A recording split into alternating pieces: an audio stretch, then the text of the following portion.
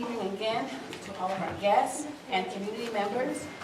On behalf of all the Board of Education members, the superintendent and her cabinet, and the keeper of the records, we welcome you to our Tuesday,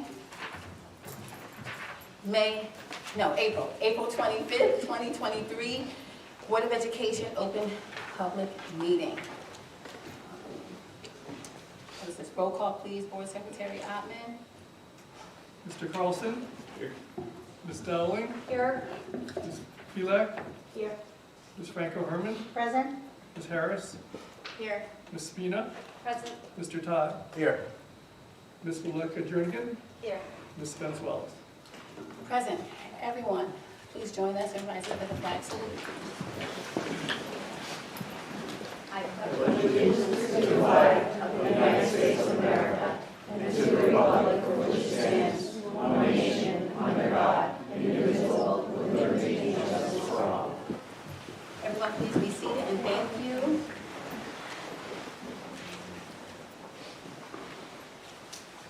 Our high school senior student representative, Ryan Walls, is absent, so we will continue with our agenda.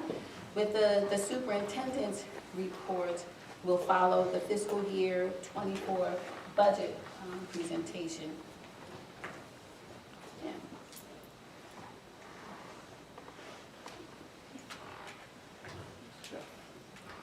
Jeff is right here.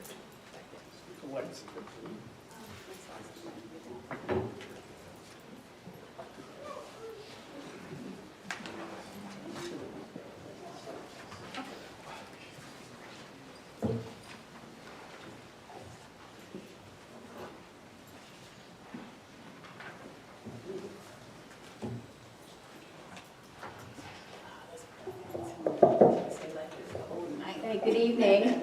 For those of you who were here last month, we had our proposed budget presentation for our 23-24 school year. Tonight is our hearing on the proposed budget. So we have our district goals, the drivers behind the budget, the summary of the total recommended budget, appropriations by function, personnel adjustments, major capital maintenance projects, major sources of revenue, tax impact, and opportunity for questions. We have our district goals. The first is academic. The second is in regard to equity. The third is our social emotional learning. And the fourth is communication. And our budget reflects fulfilling our goals, all four of them. So the major drivers of the cost for the upcoming budget: salaries and benefits, which equate to 82.18% of the entire budget. Okay. I don't know if we ever formally introduced him. Mr. Gary Ottman is our interim business administrator, and I'm happy to have him here, and he's going to take over the next part of the presentation. Thank you, Superintendent.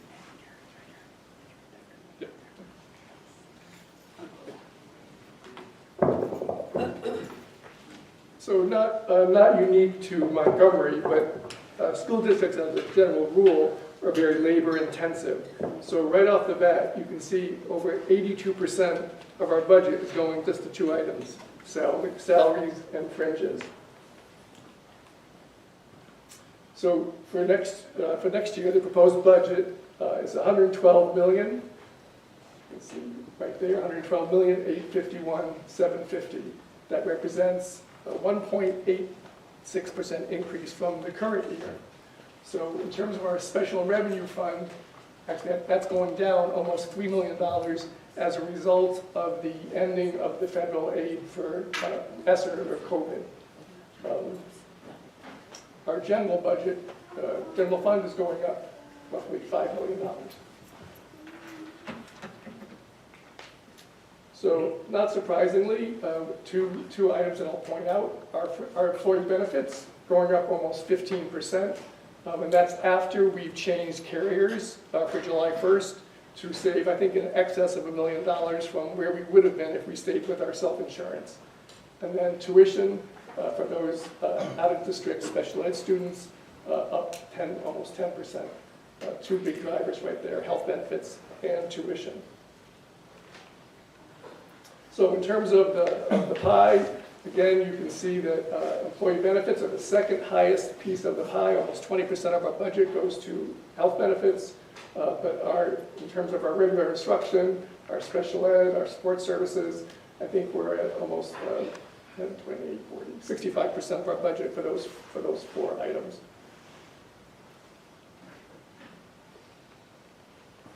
So the good news is we have quite a number of new positions in the budget.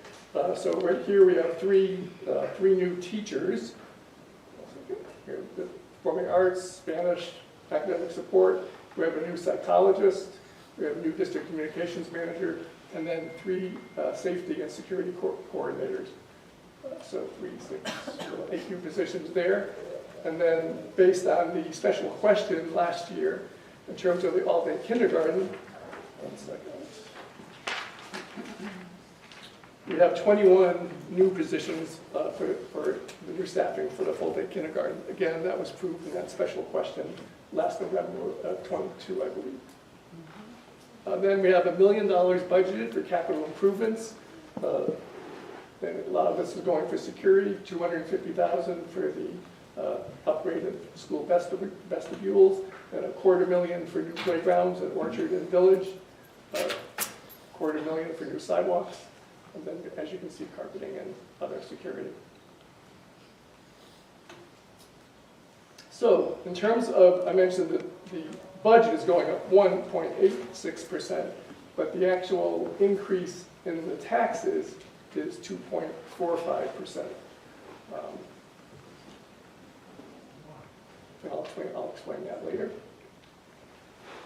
Again, in terms of our revenue, you can see that 84% is coming from local taxes.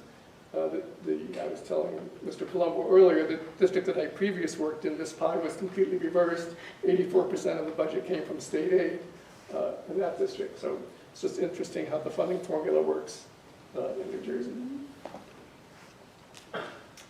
So again, here it's important to point out that our maximum possible tax levy was $88 million.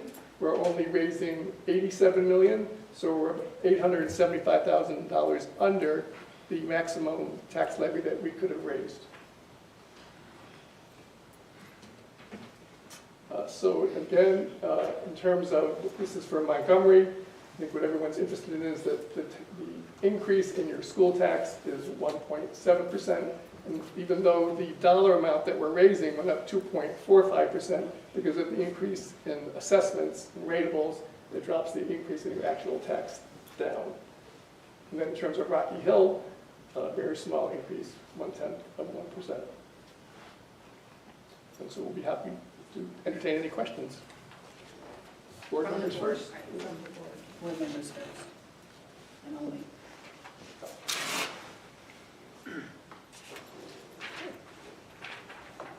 I have a question. Gary, I have a question.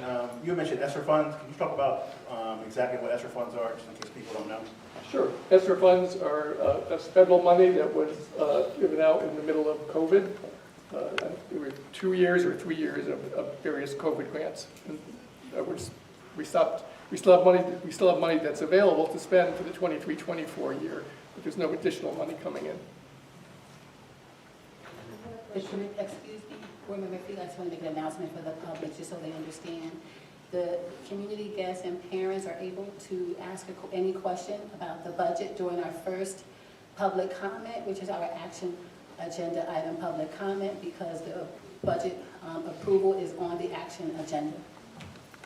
I didn't hear what you said. You may ask your question during the action agenda item public comment. I see. Then why didn't you just ask for questions? The questions are for board members only at this time.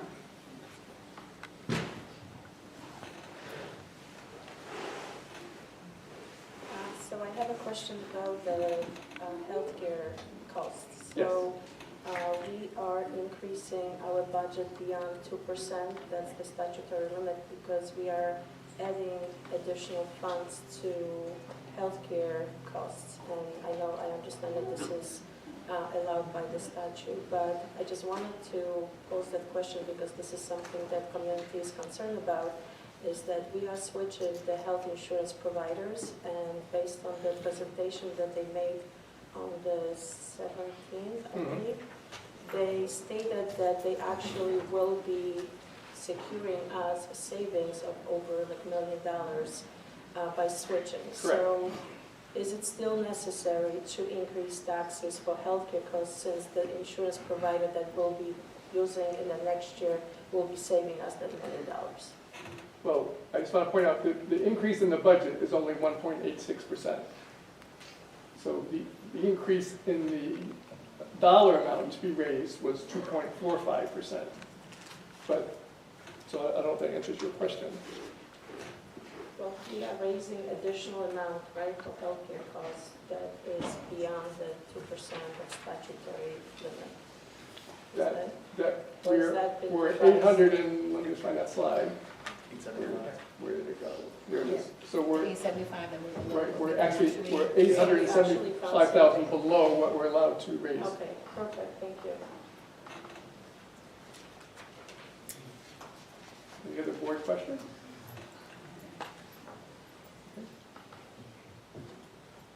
Thank you, Board Secretary Otten.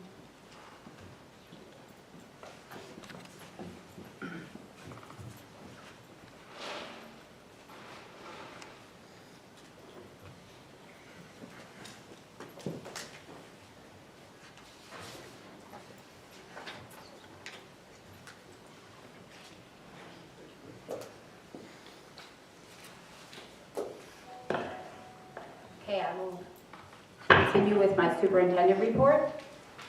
The district is well underway with its search for the new UMS and LMS principals.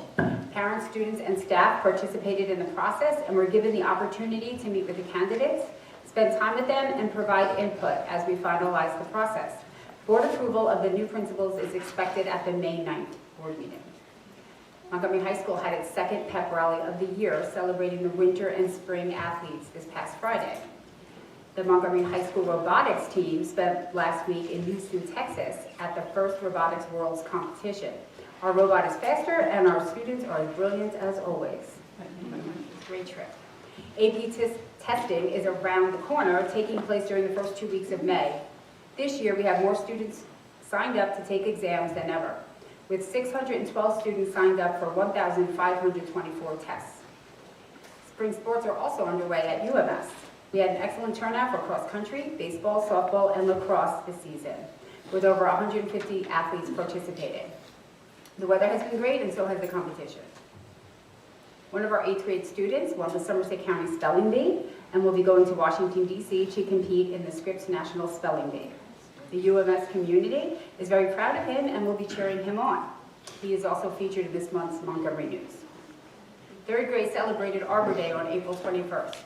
Representatives from the Montgomery Shade Tree Committee and community volunteers visited classes to teach students about trees and our environment. Each 3rd grader was given a swamp chestnut oak seedling to plant at home. The village is very grateful to have continued this tradition for over the past 30 years. Events are being planned for students who are transitioning to the new buildings next fall. 4th graders are excited to visit LMS for 5th grade orientation tomorrow. During their visit, they will meet school leaders, teachers, and LMS's student experts to learn all about LMS's programs and the school environment. A parent orientation is also scheduled later this week. The Special Services Department is hosting a virtual meeting tonight for parents, transition meeting. The PTA-sponsored Scholastic Book Fair is in full swing at Village. Students are discovering new and exciting books and are shopping during their media center-related arts time. Special thanks to the PTA, parent volunteers, and our school media specialists for making this a great event. 1st grade students are in the midst of one of their favorite writing units of the year, where they produce a series of realistic fiction stories where the characters develop over time through the series. Students are focused on creating realistic problems for their characters and solving these problems in inventive ways. They're very fun to read. During our class, all Orchard Hill students are leaving their mark on the school's new mural as they add their fingerprints to color the I of Cubs Love to Be Kind, which is in sign language on the wall. And that concludes my superintendent report. Thank you, Superintendent McLaughlin. So we reached the point of our agenda. for our first public comment, which is our action agenda items only public comment, and I'll read the instructions at this time. The Board of Education welcomes and encourages input from the community. Members of the public are allotted one opportunity to address the board regarding the action agenda items only for up to a maximum of 3 minutes per speaker. All comments must be directed to the board. Before you make your comment, please state your name and address and write both in the notebook provided. Being mindful of privacy rights regarding students, board employees and board members, and to avoid any liability on the part of the speaker, the board discourages defamatory and discourteous remarks. The public comment portions of the meeting are not structured as Q&A sessions, but rather are offered as opportunities for the public to share their thoughts with the board. The board may need to refer an issue to the superintendent if the issue has not been handled through the appropriate chain of command, usually starting at the school level. Responses may be provided at the end of this session. So the action agenda items only, public comment is now open. Board Secretary Ottman.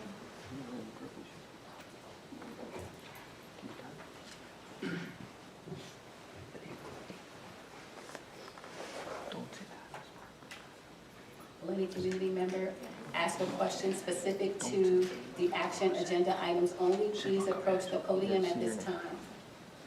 New business comments, which is new comments or new business to the board, will be during this second public comment of our agenda. Thank you.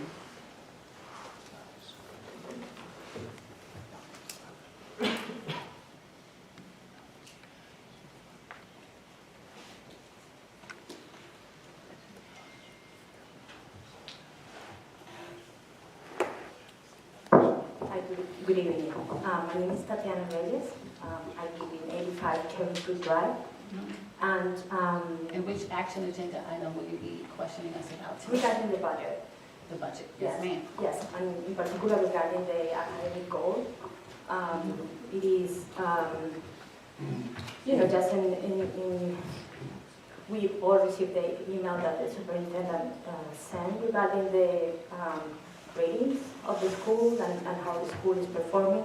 And the question that I have for you is how your budget is addressing the issues that have been highlighted, and in particular we want to know, or I want to know, what remedial measurements are you actually implementing in this budget? I think we are all proud of the Montgomery School District, and that is one of the main reasons why we choose to live here.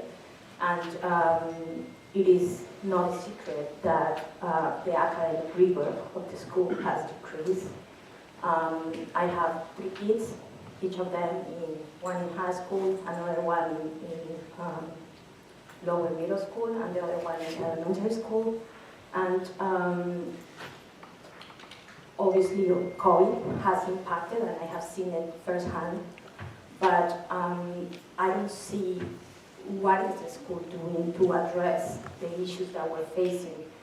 I think in the email that you sent, the statistics speaks for themselves.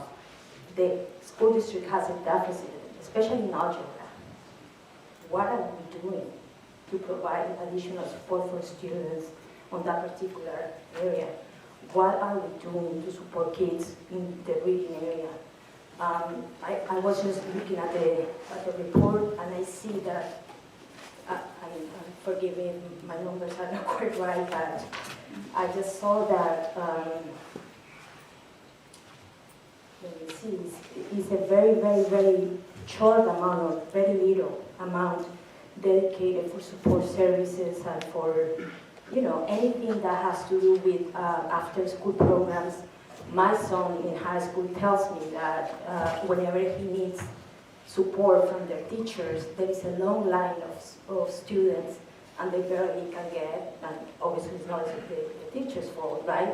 There are just too many people wanting support. They just have a limited time for that. So I just want to hear from you guys, what are we doing? Because I think we need to address that issue first and foremost. Thank you. Thank you so much for that question. Thank you. Will any other community member ask a question specific to the action agenda before we close?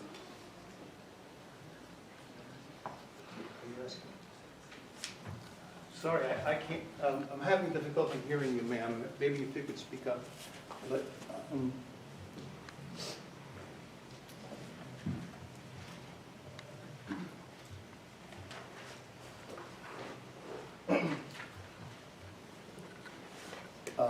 the business manager mentioned that the cost of budget. State your name and address, sir.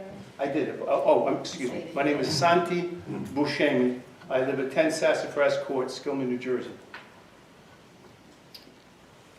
Business manager said that the cost of the budget, the increase in the budget would be about 1.8%. Am I right, Mr.? 1.86. 1.86. But the tax rate would go up by 2 point. I had difficulty hearing you. I'm sorry. That's fine, we'll repeat it for you. No, the dollar amount to be raised by taxes is going up 2.45%. Okay. But the actual increase in your tax bill will be 1.7%. How do you explain that? Because of the increase in the assessment, the overall assessed value of properties in the town. Oh, okay. So what you're saying then is that we're still going to pay more money? Yes. Okay. Is there any time, given the situation in our country today, is there any time when you would consider trying to spare taxpayers of this municipality an increase? I've lived here 40 years, and every year my taxes go up. My salary didn't go up every year, but my taxes did. And I was wondering if you could possibly look at the budget next time and try to save some money. I have to do that in my household. We should all try to do that, I think, and save the taxpayers some money. Thank you. And I'm saying that, by the way, as an educator. I was chairman of an English department at a community college for 27 years. And I never spent all the money I was budgeted. I gave at least 10% back every year because I was careful. I think maybe other educators can do the same thing. Thank you very much. Thank you.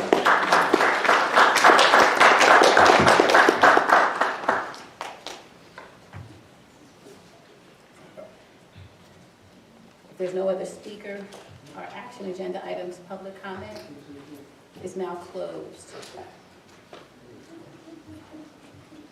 Superintendent Blackman, would you please respond to any questions that you're able to at this time? Sure. Thank you. I will do my best to address the first question about the ratings. So as my letter said, our overall proficiency across all students remains high. Where the district has to work on and we have focused on is the growth model. So for example, the state says this is the state amount that overall students have to be at, proficient, and we surpass that greatly. However, the higher you are, they still give you a growth to improve. That's the area that we did not meet the goal for proficiency, but overall proficiency we did meet both in ELA and mathematics. The other area that seemed to impact our scores very greatly was chronic absenteeism. And chronic absenteeism is when a student is not sitting in school for, is absent more than 10% of the school year, which is 180 days, with the exception of the 180 days if it is a state excused holiday, the denominator decreases. So for religious holidays, if a student is absent only for a religious holiday, their denominator is the lower number, so they're not absent. But any other time that they're absent, whether it's for a medical reason or whatever the reason, except for the state excused absences, they're just not there, they're counted as absent. So there's that. So we are targeting that, we are working on that as well. Involving families more with, making sure your children come to school. Remember last year was a year we came in off COVID where, people were encouraged to stay home if they didn't feel well or they didn't have the results yet from the test. So that did impact us greatly. We have identified, and we had 2 presentations this school year on our academic achievement and our test scores. Ms. Young had come and presented. And she had all the interventions that we have in place. But off the top of my head, I can tell you that the district has, through the budget, purchased assessments that are used across the district that are predictors of success on the state assessments. And then that helps us align the curriculum and the pacing of the curriculum to make sure that students are where they need to be for when the test is provided. So we have done that. We also have Beyond the School Day, which is programming for students that have been identified based on their scores to participate in. So we have implemented that, we started that, and we will continue that. We also have always had the intervention and referral services, which is, all of our staff meet and they talk about their individual students. We have data days at the elementary school and they review all of that. And if a child is identified as struggling in any area, they then would have an INRS plan. Perhaps they then, if that plan is not successful, they might be referred for a child study team assessment, etc. So we do have processes and procedures in place. We have hyper-targeted focus this year because we had the scores earlier in the year. And we've been discussing them all year, and I can, if you want to send me an email, I could send you very specific things that were identified in Ms. Young's presentations. Just off the top of my head, I cannot remember all of them. And for the question about the taxes, I do want to remind everyone that we did get more than expected for state aid that we did not put into the budget. That's part of the monies that we, over the next 3 years, are not able to bank to not increase the budget that amount. Am I saying that correctly, Mr. Altman? Yes, okay.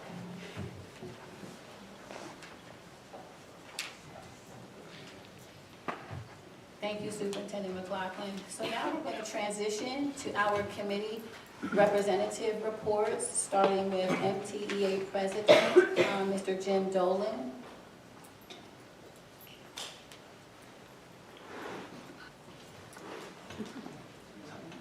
Yeah, he was hiding. Snuck up on me a bit. Yeah.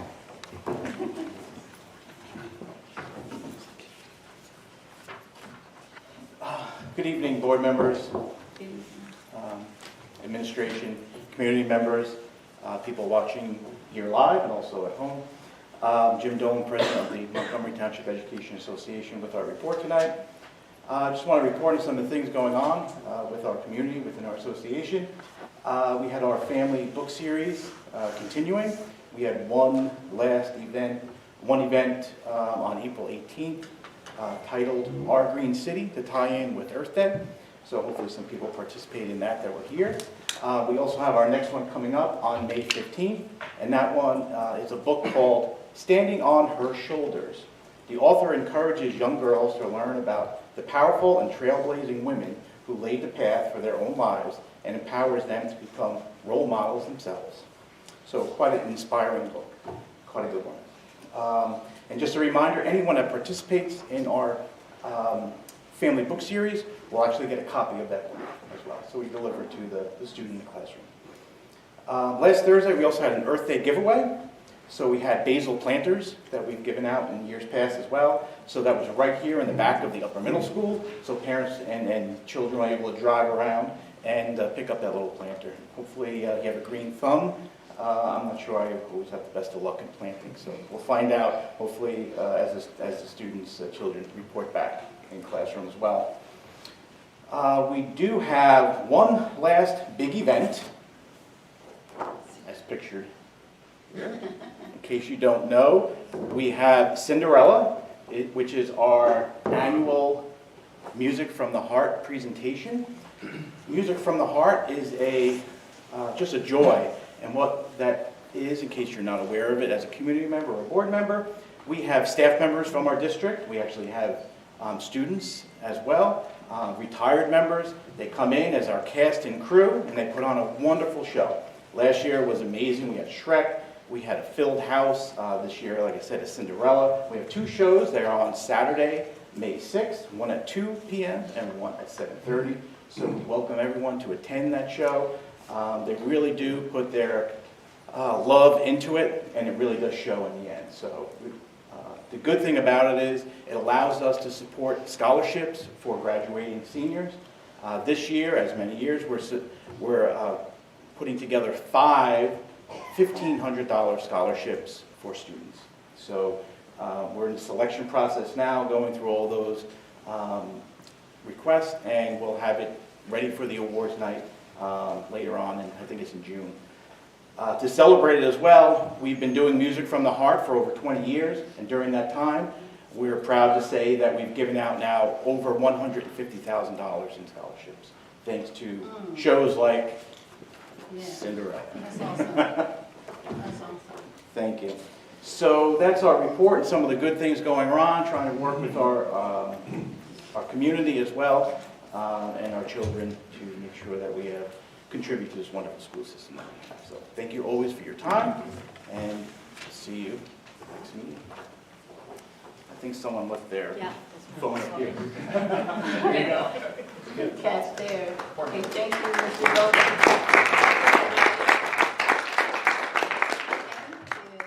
So now our Board of Education member delegate reports will begin now. Hearing none, we've reached the part of our agenda where we will hear our Board of Education committee reports, starting with ACI and the Human Resource Committee. So, good evening again, everyone. It's an honor to serve. Is this on? No, yes, doesn't sound okay. As the board chair for the ACI committee this calendar year, the Assistant Superintendent, Damian Papa, is our district co-chair. We conducted a hybrid meeting on Wednesday, April 5th, 2023. At the beginning of the meeting, the grades 5 through 8 literacy supervisor, Scott Ramsey, presented a new whole or all of the 8th grade students will read novel titled Brown Girl Dreaming. And the summary of Brown Girl Dreaming, the author is Jacqueline Woodson. It's a collection of passages about growing up between her father's Ohio and her mother's South Carolina in the 60s, and then eventually moving part of the family to New York. And the book is like a memoir. Those passages represent a memoir of hers. The 8th grade teachers have desired introducing the whole class novel for a few years now. The recommendations were from the high school and our Director of Equity, Data, and Accountability, Stacy Young. The novel is written in free verse. The advantages of free verse are that it is accessible to all students. The novel fits well within the unit and it aligns with the civil rights movement and balances The Pearl, a classic favorite written by John Steinbeck. The high school math sequence was discussed at ACI this month. AP Calculus AB, AP Calculus C, and AP Calculus BC specifically. As a result of the G&T program, it was confirmed that Montgomery is extremely advanced with offering AP Calculus AB to eligible sophomores. The combined course of AP Calculus BC is offered to juniors who wouldn't be interested in squeezing in 2 semesters of college calculus for the purpose of taking other elective classes senior year or other option 2 courses. Conversely, juniors do not have to do this course and can take 2 years to complete the 2 college calculus courses. Having a sophomore enrolled in the BC calculus course places the student at a disadvantage, as they must still complete their 3 years, which is the New Jersey Math High School graduation requirement. Saying that an elective will satisfy this, or forcing a student off campus to find an additional math course, is believed to be an irresponsible consideration of the high school administration. Thus, the high school program of studies is written to reflect the New Jersey high school graduation requirements. Lastly, it was further discussed that students are at a disadvantage to have a 2-year or more lapse in calculus studies, most especially if the student is considering a STEM field prior to their post-secondary studies. Next, the Director of Counseling Services, Corey Gaylord, reported that Orchard Hill held its very first career fair with 1st and 2nd graders. On April 3rd, this past April 3rd, the students sat for an assembly of a musical performance by Jared Campbell. The Orchard Hill SEL and Trauma Informed Committee is hard at work planning their May Day to acknowledge mental health awareness. At VES, the high school peer leaders visited the 3rd and 4th grade classrooms. Jared Campbell, again, performed at the Anti-Bullying and Respect School-wide Assembly. The Compassionate Care Committee there held a regulation tool rental, like bumpy cushions, weighted lap blankets, and wobble stools that teachers can sign out for their students. LMS held a school-wide social institute covering the topic of building a positive reputation online. This past April 5th, an assembly took place at LMS that included their social institute topics and more. After spring break, LMS acknowledged Autism Awareness and Earth Day by having dress-up themes for each day of the week. On March 17th, UMS wrapped up another successful self-care day where students experienced things like community building games, time to review their academic needs, and more. As mentioned last month, MHS held its Wellness Days on March 29th and 30th. A few BOE members participated in an MHS walkthrough and indulged in the planting activity, which is highly therapeutic for those who like to experience a bit of calm. MHS will recognize Autism Awareness Month too. Next and finally, this board member received 9 ACA-related questions from a new board member via email last month. The ACI team answered 6 and requested more clarity for 3 questions. So follow-up with that board member will take place over the next few days. Then, discussion will take place at the May ACI meeting. And finally, those questions will be included in every new board member's orientation manual. This concludes my ACI report. I will now share the HRC, our Human Resource Committee report. So confidential personnel matters were discussed. The LMS and UMS principal search continues. So students, staff, parents, administration, and Board of Ed members interviewed the candidates on April 18th and April 19th, respectively. The next step will include the superintendent conducting a final interview, and that will take place in the next few weeks. And then finally, a new position, our communications specialist, has been confirmed, and I believe it's on our action agenda this evening for the board to vote. And that concludes my HRC report. Do board members have any questions or comments at this time for ACI and HRC? So hearing none, we will now move to the Equity Committee Chair, Board Member Stevens. This month, we did cancel the Equity Committee meeting due to the shortened month with spring break and the ongoing LMS and UMS principal search and having a lot of people involved in that very important work. So we will continue in May with discussion of code of conduct and continued calendar discussions. Any questions for Board Member Spina? Okay, Second VP Todd, the OFF report, please. Thank you, Madam President. On Friday, April 21st, the Operations Facility and Finance Committee met. First item of discussion was the 2016 referendum. The business administrator, Mr. Ottman, noted that we have approximately $320,000 remaining from the 2016 referendum. That money is earmarked for 2 specific projects to be completed in July, which will involve paving at the high school and also some bathroom renovations at the various schools. Secondly, we talked about facility updates. Mr. O'Neill, the facilities director, reviewed paving projects that have been completed at the high school and various other buildings. And we also talked about ongoing concerns with potholes at the high school. Thank you, Madam President, for bringing that up. So that is something that will be addressed. Mr. Ottman also noted that there are several grants that the district will be applying for. We're submitting 4 projects with a cost of approximately $6 million. Based on the grants, the state will pick up 40% of that amount. And the remaining amount will come from maintenance reserves? Yes.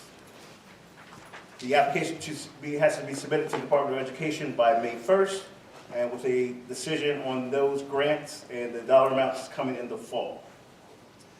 Food service updates. A representative from Machio's Food Company reviewed profit and loss statements for various years.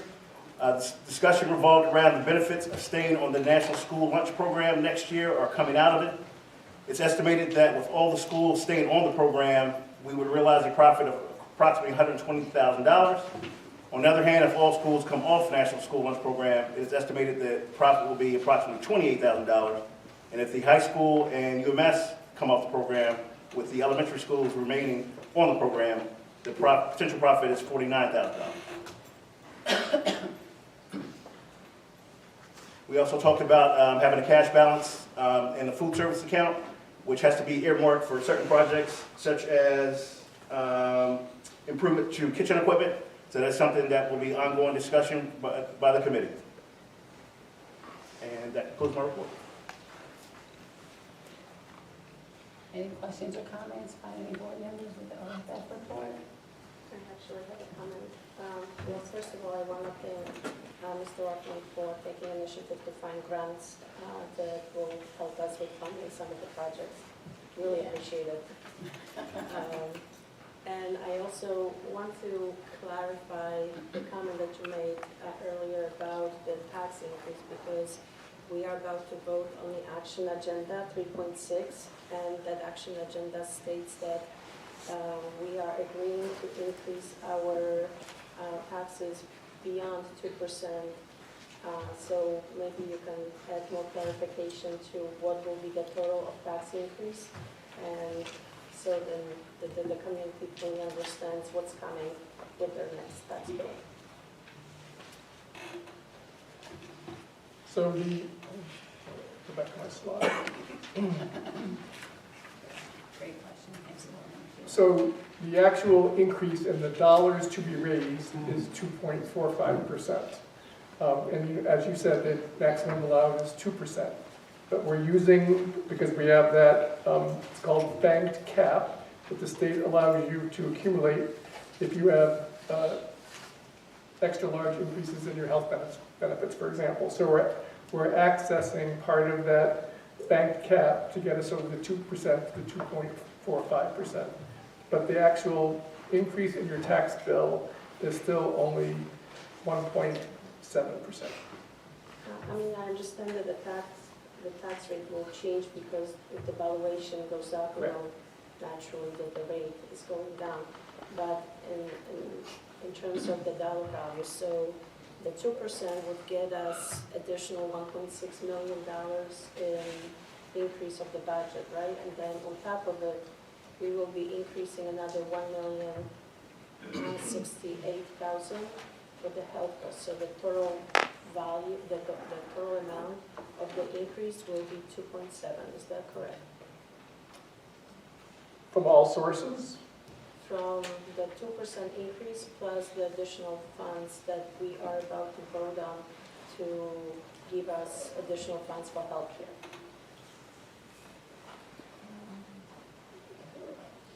I don't have a calculator here, so the 2% increase that we're allowed generates 1.69 million. Correct. Right. And then the item agenda number 3.6 is asking us to approve additional 1.68,000. So in total, we would be increasing taxes by 2.7 million. Is that correct? That's what the agenda says, yes. But it's still only a 1.7% increase. Yeah, but you know, it doesn't feel like much less because the rate is less enough to do it to the budget. So I guess my question is, since we are about to vote on the additional amount to fund the healthcare costs, but we are bringing a insurance provider that is guaranteeing savings of $1 million, is that item still necessary to vote on? Yes. we need those funds from the bank cap to balance the budget. Okay. So our needs for the healthcare costs are beyond the savings of $1 million? that No, the it's insurance- less, because the banked cap is being used to subsidize other items in the budget. It's like a savings account that you can use for different things, so, because it's from prior years. So we're just using that to help balance the budget this year. I guess maybe I'm just not clear that like why we're voting on the increase in budget for healthcare costs, and it seems like we may not be using those funds for healthcare costs. I Well, just no, want the clarity. because we're not using that money for healthcare costs. If you look at the second paragraph, you're using that to exceed the tax levy increase through the use of a healthcare adjustment. But that money is not to fund specifically healthcare costs. That's the clarification. Thank you. Thank you, Board Member Phelan, for those excellent questions. So, hearing no other questions, I think, Board Member Dowling, your report is next. I can add one question, Policy, sorry. can you, sure. I'm just wondering whether or not we have an update from last month from the funds that were being sought after by Mashios for back owed accounts.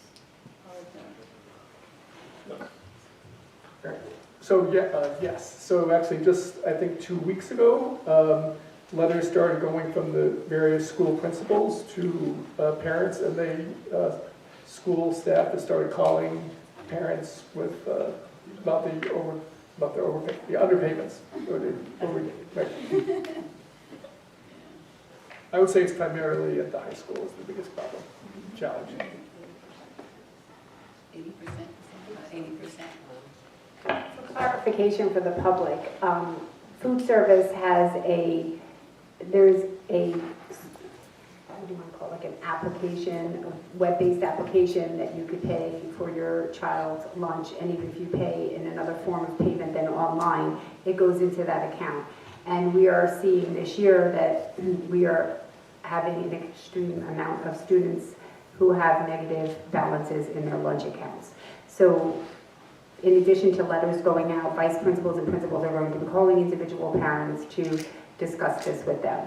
So as a reminder, please check your accounts and make sure that you're logged in, and make sure that you even have it set up, right, for auto withdrawal, and or set it up for reminders for yourself to be notified monthly of the transactions that your children are doing with their meals.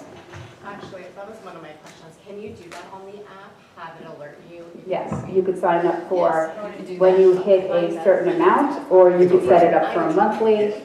Thank you. but the parent has to do that in their settings. Gotcha. Okay, thank you for clarifying. I just have one more question. You mentioned that there's some savings if we stay within the program, the state program, The national program. And it's the actually national program. What are we thinking as far as that is concerned? That's an ongoing discussion. We haven't made a decision on that. There are some drawbacks and benefits to both. If you stay in the program, there's certain restrictions. You can't have fried food, things like that. If you come out the program, you can have French fries, fried, tater tots, fried chicken strips, which obviously are big sellers. But if you're part of the national school lunch program, you can't serve that. So it's an ongoing discussion with that. May I make a recommendation that perhaps we include the parents in that discussion as well as we're making these decisions? The Ad hoc Food Service Committee will be meeting sometime in May, but I think after our OFF meeting last Friday, we want to go through a conversation with Mashios, members of the board, and the administrative staff to go over some of the issues that have been brought to our attention outside of the issue of whether we decide to stay in NJSL and SLP or get out of it, but also the issues that are coming up from our students and parents and some staff members. So we'll do that conversation and bring that to the Ad hoc Food Service Committee as well. And we're also, to add on, we're also looking to move the ad hoc committee status, the food services ad hoc committee from ad hoc to standing. We'll be having conversations about that as well. So thank you. Any other questions about OFF before we move on? Fantastic. So Board Member Dowling, the Policy and Communications Committee report, please. Thank you. Good evening. Policy and Communications Committee met on April 4th, virtually at 8 a.m. We started by discussing the revised bilingual and ESL education policies. These policies were reviewed and discussed, and they are mandated by the state, placed on this agenda for first reading and the second reading to follow on the May 9th board meeting. We then also discussed the bomb threats, lockdown procedures, and active shooter policies. As per state mandate, these regulations have been revised to exclude the details of these emergency procedures to obviously keep everyone involved as safe as possible. Details are included in the school's district's emergency management crisis plan, which is shared with all of the internal people that need to know all of those policies. We also discussed, that was brought up by this guy, so I'll move on to communication. We did talk about the lunch policy yet again, and the superintendent did check, and unfortunately we are not able to alert families through Genesis. However, as you just heard, the principals are starting to make phone calls, and we are on the path to be able to access the pay schools and are looking further into a possible avenue in that direction. So we are working on that. And a board member also asked for us to add a sentence in the transgender policy, and she will hand over that suggestion to the policy committee so that we can review it at our next meeting. We also talked about Strauss-Esme versus the New Jersey school board providers in terms of our policy provider, and we discussed the idea of the entire board listening to presentations by each one of these providers so that we can determine which provider would service us best. The idea is that obviously we want language that speaks to us as educators because we are talking about our schools. So that's forthcoming. We also discussed under communications, we discussed policy 0170 in terms of how we communicate as a board. We recognize that subjects are being asked and answered several times, and both in the public forum and through emails, and we need to be clear about understanding that there's lots of work that needs to be done. And that administration particularly is being bogged down by trying to continuously communicate and answer some of these questions. So it is clear to us that we need to find a better forum to be able to communicate. We're looking forward to our board retreat to be able to have conversations and open dialogue about being able to communicate effectively. Did I leave anything out? Okay, that's the end of our report. Thank you. Michelle, I do have one question. Yes. We discussed the food policy, the food services policy. Yes. I know a couple of board meetings ago, we had talked about, I guess at the request of the previous BA, about adding some language to the policy to kind of give it some teeth, to have the BA become involved at some point if balances remain uncollected. No, I think there was a different policy we were talking about with the utilization of facilities, not necessarily. No, it was No, it was the food services. It was the food Yeah, it services? was. I'm sorry, I don't have the policy number. That's a different matter. Yeah. Because we have a board policy on the steps. Yes. And the processes. I have to get back to you on that, Okay. Patrick. And the staffing for the uncollected balances. There's a policy that speaks to that. And we're looking for that committee to review that policy and submit any edits as necessary. Thank you. Just a follow-up question to the two organizations that are helping us with the policy, the Strauss and the NJSBA. Is there a date that we have for them to come and speak to us, or is that something that we're still working through? No, we're still working through that. We don't have a date yet for those presentations. I have a question. questions. You mentioned that a member of BCC had asked to add a line on the transgender policy. What is it exactly that we're looking to add or suggested to add? I have not received that suggestion as of yet, so I will let you know as soon as I receive that. Thank you. Yep.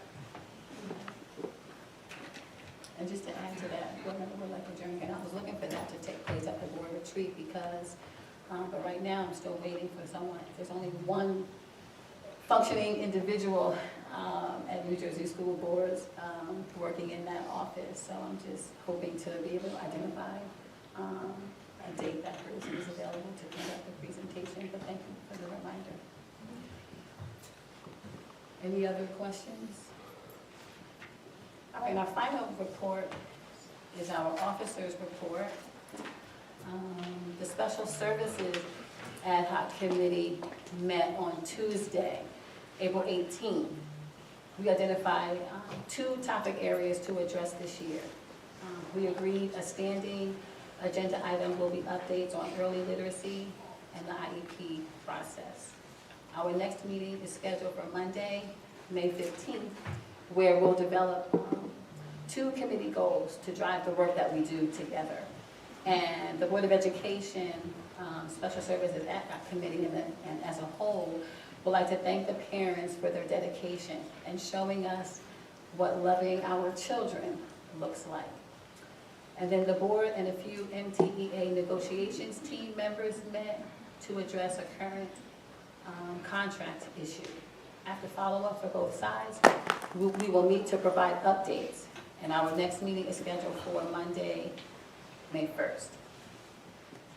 And I ask that all of you bear with me for a moment as I share my opinion about some recent activity across the country and even in our municipality. So recently, in my opinion, it appears as if America is at a breaking point. Again, the social upheaval of the 1960s meets the political polarization of the present.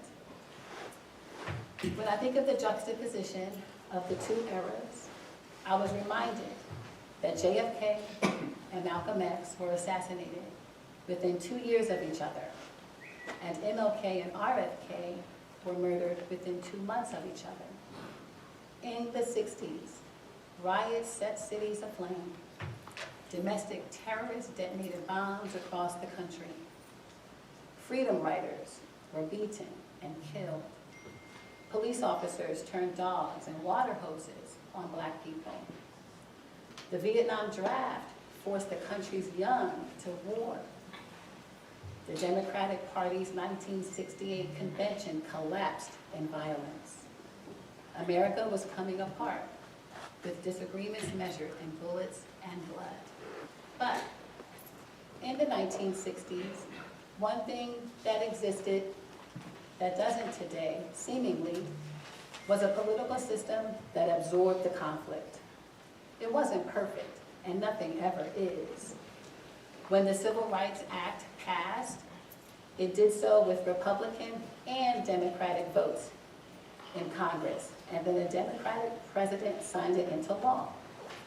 Imagine legislation of such consequence passing without controversy today. The compromises of that era saved the country, perhaps, but not without loss. The Civil Rights Act set off a realignment of the parties. The Democratic Party's coalition was racially and religiously diverse. The Republican Party's coalition was largely white and Christian. Back then, though, our political coalitions did not echo our social divisions. The parties were mixed enough to recognize there was little benefit in sharpening contradictions, thus leading to calming our conflicts. Not perfectly, of course, but we held it together when it could have been torn apart. Seemingly so, not today. Our political coalitions are our social divisions. When there is a rift between parties, the incentive is to grow it. Why is that happening now? We are a nation interrupted, aching for a resemblance of what we each consider normalcy, and the hostile climate has found its way into local governments. Remember 2020? When we were trapped in our homes, forced to see what we couldn't unsee, forced into the reckoning this country seemed to always delay. James Baldwin, as you know, my favorite writer, wrote, "There are too many things we don't wish to know about ourselves." But now, in the age of social media, smartphones, and viral videos, knowledge is forced upon us. We see who each of us really are. In my opinion, it seems like the 1960s might be here again. We are at a risk of coming apart. Congress can't resolve small disputes. Our divisions define our parties, and our institutions have cracked under the pressure at every level. I would be lying if I didn't admit that I'm a little concerned. We need each other more than ever, agree or disagree, regardless of race or religion or political ideology, to stand up and speak out against the centuries-old wrongs that plague our existence. My father, a former Secret Service agent whose detail was the President of the United States, taught me and my brothers to be inspired by our nation's history and also to challenge the inequities. I am and continue to be incredibly blessed to know and work with each of you as we commit to serve all mankind by making decisions where our district staff feel valued and supported and students achieve at their highest individual levels. All of you inspire me, even those that criticize some of my board colleagues and me, to continue lending our nonpartisan voices as board members to help our district staff and children be their very best. And thank you.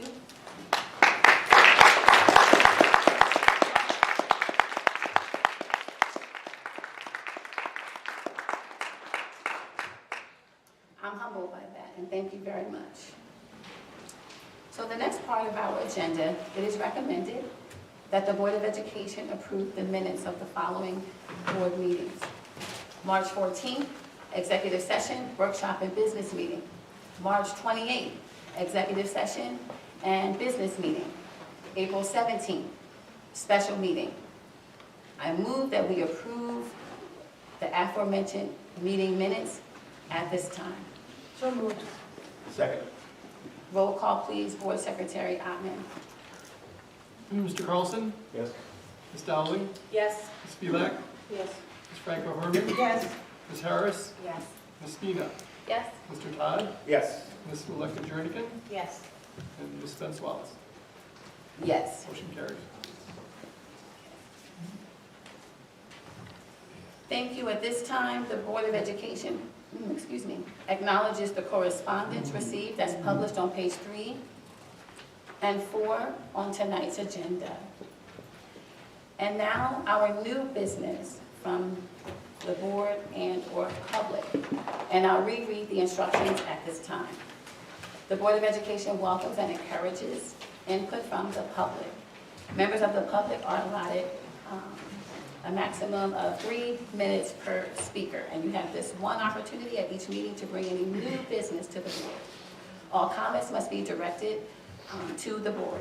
Before you make your comment, however, please state your name and address and write it in the notebook provided.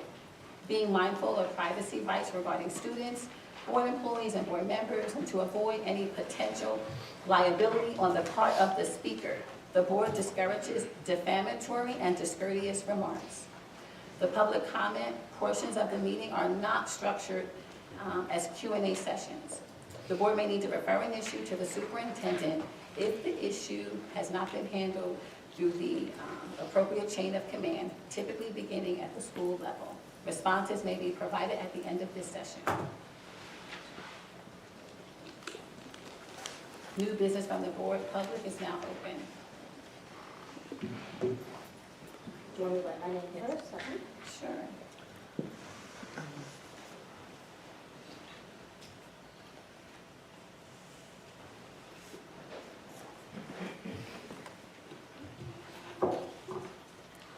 Hi everyone, my name is Samira Ghani. I'm a local Montgomery parent to an elementary school child and a high school child. And I have one that's already gone through the system.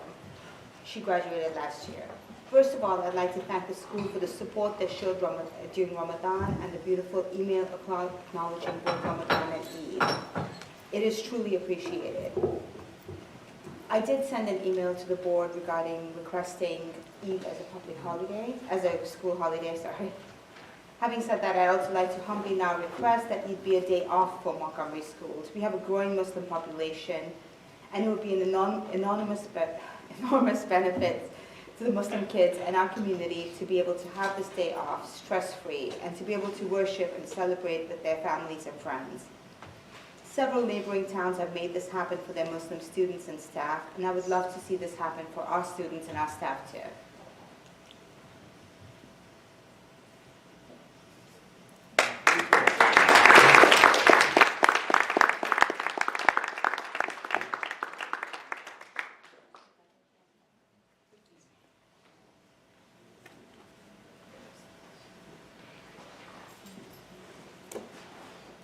Good evening, Vince Barragan, 63 Alderman Lane. I also sit on the Montgomery Township Committee. I want to thank everyone for attending today. Welcome everyone to also come to our Montgomery Township Committee meetings as well. First, I want to thank everyone around this table. Public service is a noble cause. You spend a lot of time away from your families, making sacrifices for serving the community, so I want to thank everyone around this table. Yeah, I've taken 2 oaths in my life. One was to serve my nation in the U.S. Army. I was only 17 years old. Unknowingly ahead of a combat deployment post 9/11. I served with a lot of soldiers, many wounded, some were killed in action, all to protect our democracy. Second was when I was appointed to the Montgomery Township Committee last June. I'd like to read an excerpt of that oath to everyone. I said Vince Barragan, do solemnly swear that I will faithfully, impartially, and justly perform all the duties of the office of Montgomery Township Committee to the best of my ability, and that I will support the Constitution of the United States and the Constitution of the State of New Jersey. I will bear true faith and allegiance to the same and to the governments established in the United States and in this state under the authority of the people. I have a 14-year-old son, and I've always told him to never take any oaths or promises lightly, that people will expect you to deliver. And I hold myself to that standard and expect all my fellow elected officials to hold themselves to that standard and to support the will of the people, especially referendums, whether they agree to it or not. Thank you very much.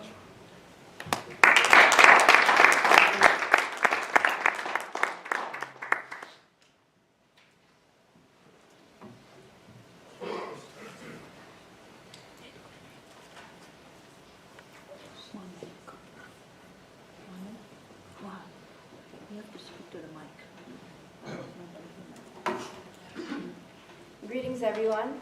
My name is Nayab Farouk. I'm a senior at Montgomery High School and I'm the president of the Muslim Student Association. I'm here today to follow up on getting Eid as a school holiday in Montgomery High School and the other schools of the Montgomery Township District. I've been in the Muslim Student Association since I was a freshman when it was actually introduced in my freshman year. And as a member of this club, I've seen it grow from 5 members in 2019 to 30 members in 2023. As a club, we strive to make our presence in Montgomery High School known and educate the public about Islam and misconceptions. This year, we accomplished several successes. For instance, we raised about $5,000 for earthquake relief in Syria and Turkey through a chocolate fundraiser. We made sweatshirts to represent the MSA in the high school, which a few of our members are wearing today. We organized our first student iftar potluck for Ramadan in collaboration with Hillsborough's MSA. We invited community leaders and scholars to educate students, including 3 local mosques, spiritual leaders, Imam Osman Yusufi, Dr. Ahmed Muhammad, and Imam Safwan Eid. Lastly, we contributed to various school events such as International Night and the Garba by setting up henna booths to integrate with other student associations in Montgomery High School. Eid is a holiday that every Muslim has the right to take off from school for. However, doing so significantly puts academic pressure on our students. The board and I work to increase unity in the high school based on common objectives in order to have a Montgomery community that every Muslim feels a part of. However, this goal is incomplete without including Eid as a school holiday. Thank you. Thank you.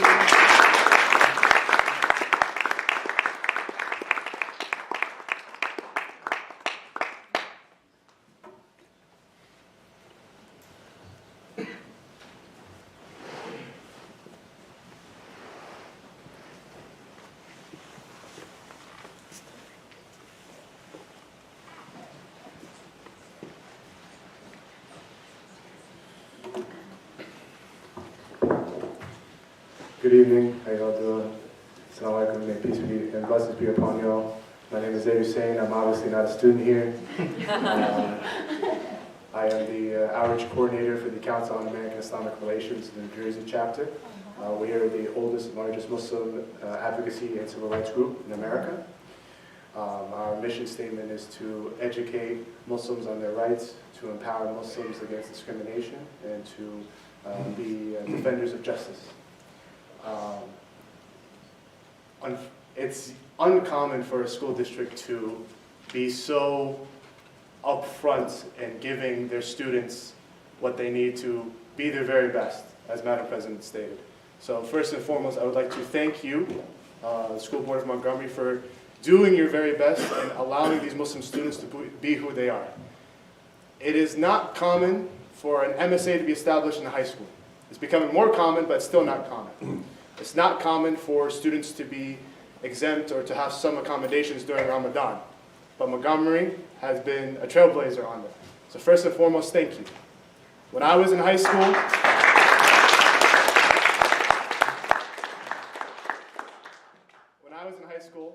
wasn't that long ago. I know you might be in disbelief, but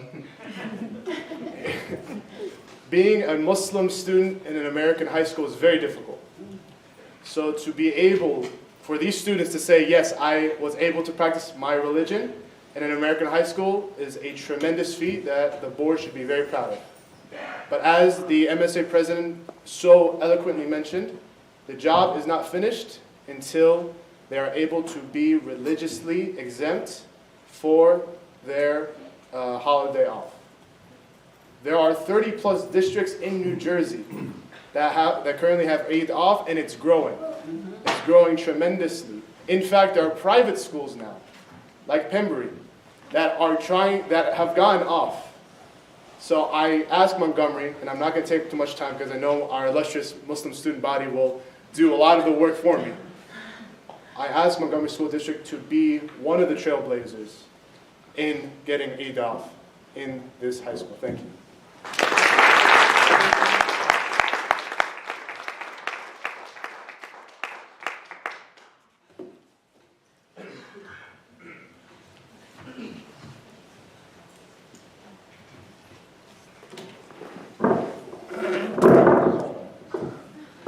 Item Pressed.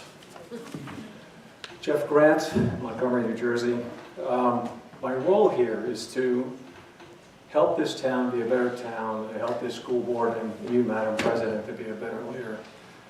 And so that everyone in the school district, teacher, administrator, student, reaches their full potential. I'm with you, I care about you all, but it's not easy sometimes when myself and others encourage you and everyone to understand how we think American morals and values need to be advanced. All too often we see the opposite. Your remarks a little while ago, Madam President, about the dissension and the division in this country, you're not helping. You're creating a lot of consternation. You're doing that. And you're doing that by denying us our natural rights. When we want to mention someone's name, we would get a point of order. And we found out at the last meeting for the attorney that you have no right to tell us we can't mention someone's name at this podium.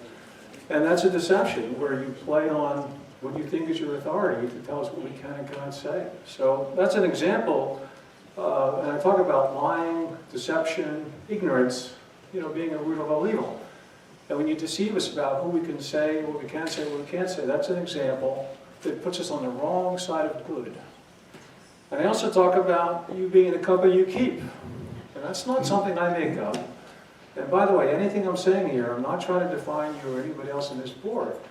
But I'm going to make the statement that, you're the company you keep. And the things you say, the things you do, how you do them, that defines who you are. Jeff Grant doesn't define you. You define yourself. So we got the naming name thing squared away when the attorney cleared that up for us. So now we can name names. But more importantly, I need to talk to you about South Africa. It's a country that after Nelson Mandela's best efforts became a tyrannical country, and it's a racist country against white people. And I talked to you about illegal taking of landowners' property, and the white landowners, and we're doing some research on it, and we find that it's the employees of the white landowners that are actually instigating these takeovers, and their plan, and they torture the residents, rape the residents mercilessly. And we also found out that South Africa is a member of BRICS. BRICS stands for Brazil, Russia, India, China, and South Africa. And here's the pictures of the BRICS members.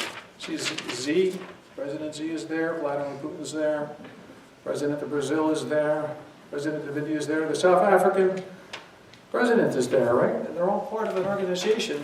And their goal is to establish favorable trade agreements amongst themselves. They're a cultural enemy of our country, they're communists, thank you. They're a military enemy, they had, they're a military enemy because they've had exercises with China and Russia. And they're a communist country. So here you are going to South Africa, and we hear a three-minute rendition of what your trip was all about. We need an executive presentation of what you did when you were in South Africa. 3 minutes is not adequate. I ask you to give us an executive presentation on what happened when you were there, what your objectives were, and what your results were. I ask you to reconsider redoing that 3-minute dissertation you gave us last time. Thank you, Mr. Grant. Next, Thank you.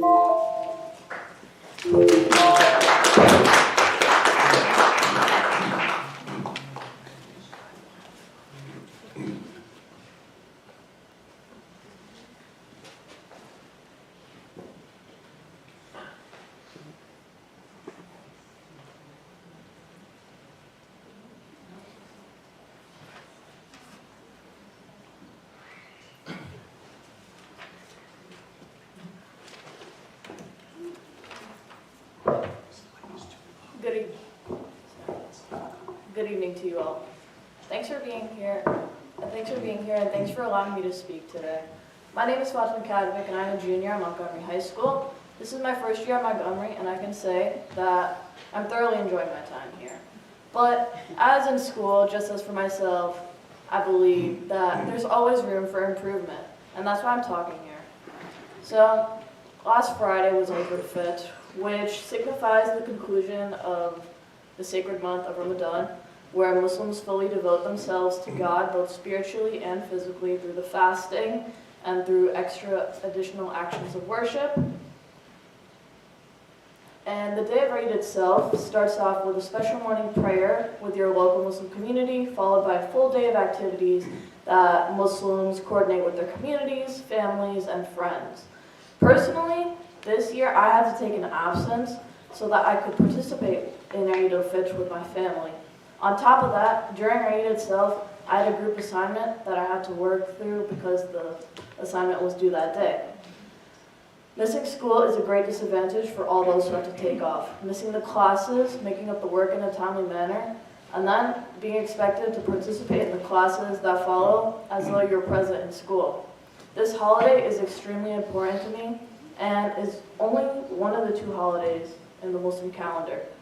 Eid is being recognized as an official school holiday in public schools all across New Jersey. According to the Council on American Islamic Relations, as he mentioned before, around 30 districts have taken off this year, and in Somerset County, Franklin has already taken off, and next year, Watchung, North Plainfield, and Warren have already confirmed that Eid will be off. So my question for you all is, why not Montgomery? the Montgomery Township School District website states that they are committed to improving the educational experiences for all students through fostering a culturally inclusive and responsive environment.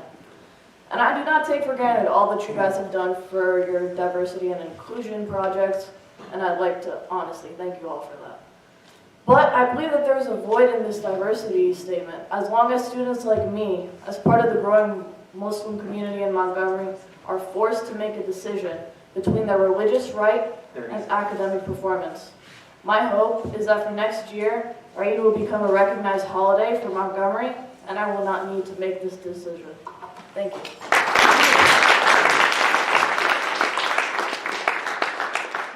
That list of schools and state the ones that have already approved and the ones that look to next year. Could you repeat that, please? So for in Somerset County, Franklin has already taken off this year. And for next year, Warren, North Plainfield, and Watchung have already confirmed that they have off. Okay, Warren is the one I missed. Thank you. Thank you.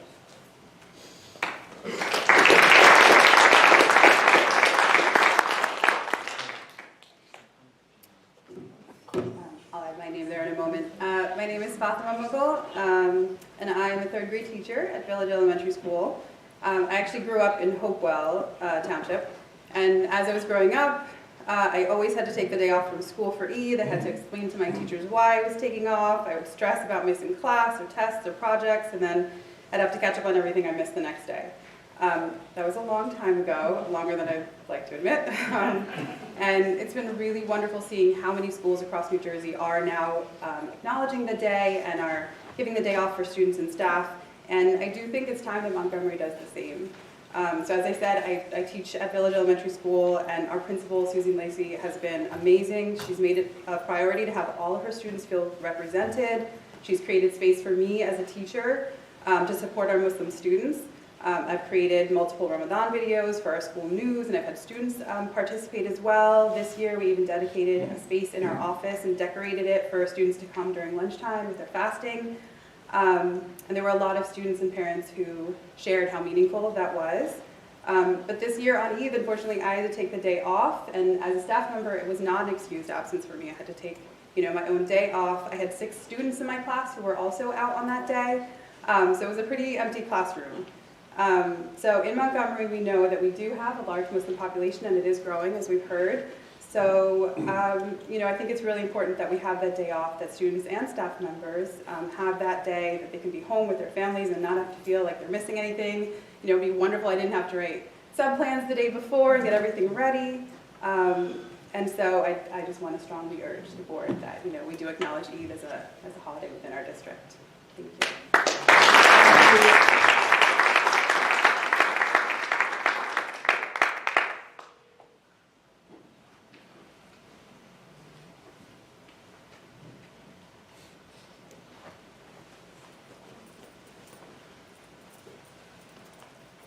Santi Buscemi, Skillville, New Jersey.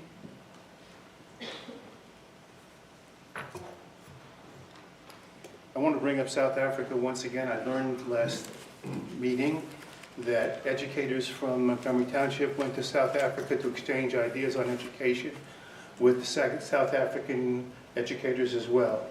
My question to you is, why did you have to go to South Africa?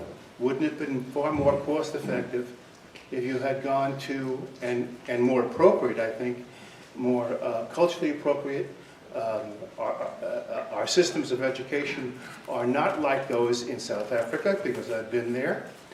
And why couldn't you have spoken with people in Hopewell, in Princeton, in Hillsborough? That would have been far more culturally appropriate and far more economically proper, I believe. The second question I want to ask you is, how much did this cost taxpayers? I asked that question last time. I was not given an answer, but I'd like an answer to that. Is it possible to get one tonight? We'll respond to the questions at the end of this session. Thank you. You're welcome.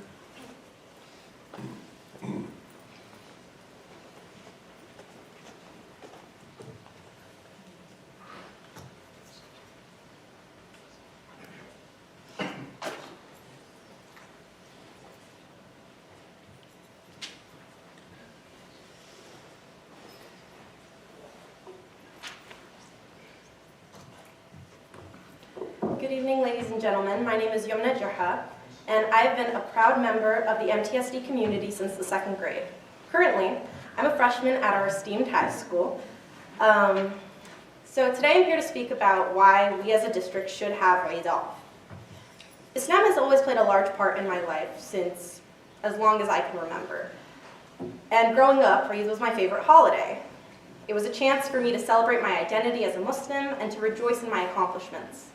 However, I would find myself wondering why we didn't get off for this holiday. We got off for Christmas and Hanukkah, why not Eid?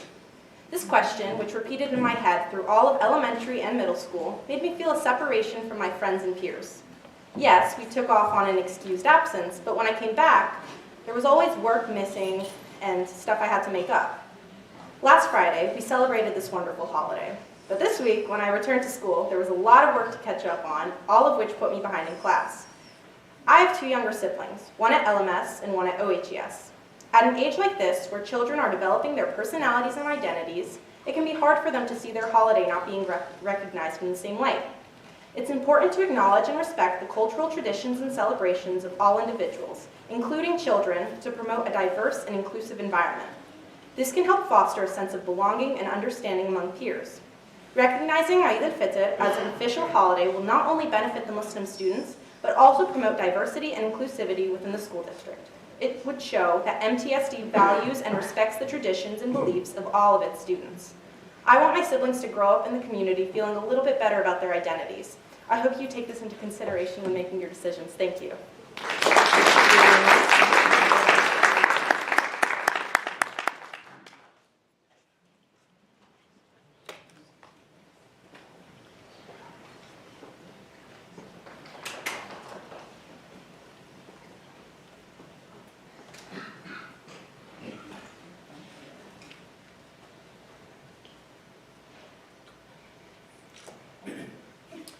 Good evening, everyone. My name is Hassan Farouk, and I'm currently a junior in Montgomery High School. I'm also the public relations manager in the Muslim Students Association in the high school. So, as my position in the board, I basically try to create a loving and welcoming environment in the Muslim Student Association. And I talked to many students in our high school as well, and a lot of them have been telling me that from the past couple of years since I was a freshman that they don't feel belong in the high school and they don't feel valued and respected. And as you guys know, Eid is not recognized as a holiday in our school. And I feel like by including Eid as a religious holiday on the calendar, we would be sending a message of inclusivity and respect for all religious beliefs, which is essential in promoting a welcoming and supportive learning environment for all. Thank you so much.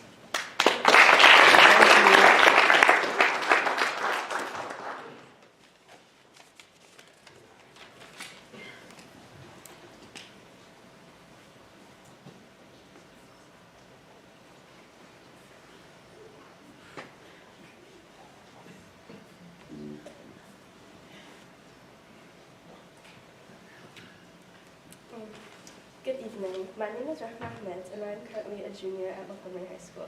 Today I would like to talk to you about the impact of missing one day of school for Eid. As we know, Eid is one of the most important religious holidays in the Muslim calendar. It is a time for families and communities to come together and celebrate. Unfortunately, many Muslim students are forced to miss school in order to absorb this important holiday. And while some may think that this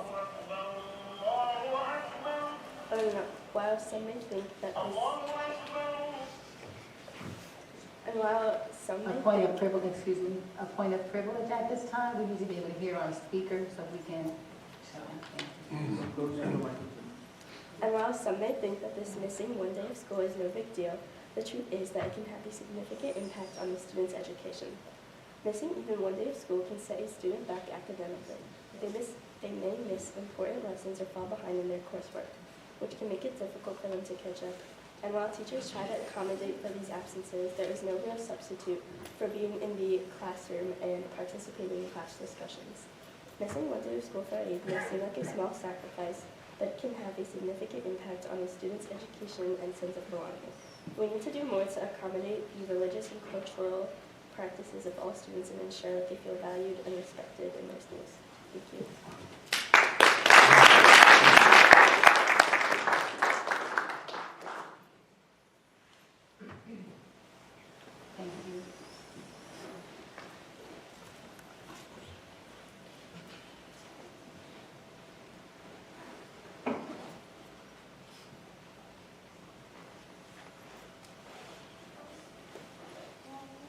Good evening. My name is Ray Ansari, and I'm a freshman at Montgomery High School. I think our district should have Eid off as a holiday because other districts have started doing that, such as Paramus, South Brunswick, East Brunswick, etc. I feel like by doing this, we develop a sense of belonging and promote a better sense of inclusiveness. I used to live in Watchung Hills, and they now have Eid as a holiday in their future, and I feel like we should too. Thank you and have a good night.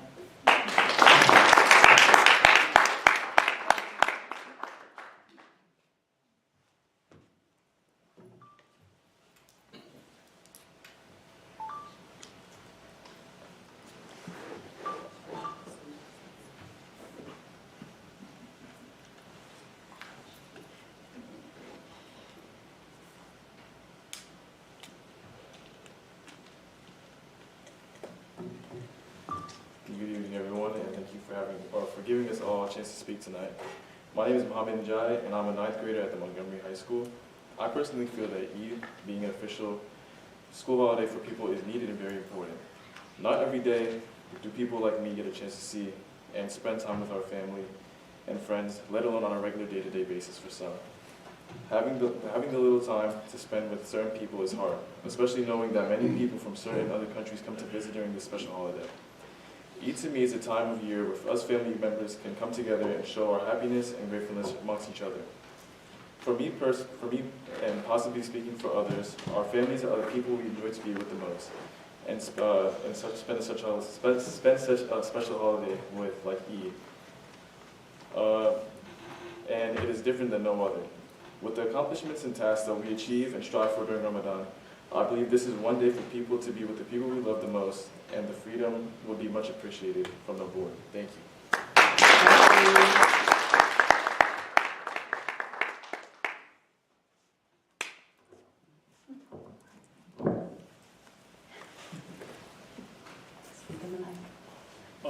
My name is Tamar Reza. I'm a junior at Montgomery High School. Sorry. So, as you may know, Eid is very important to us, and we have a lot of religious obligations that we need to complete on that day, and we have to go pray in the morning. And having to go to school makes that difficult. So we have to balance that if we do want to go to school to get our classes. And even if we skip our classes, we still have work that we have to make up, and that makes it difficult for us. And like some of the work that was went over on the day that we missed for Eid was like on a test, and that makes it a detriment for our education. So I think having Eid would be positive for all students in Montgomery. Thank you.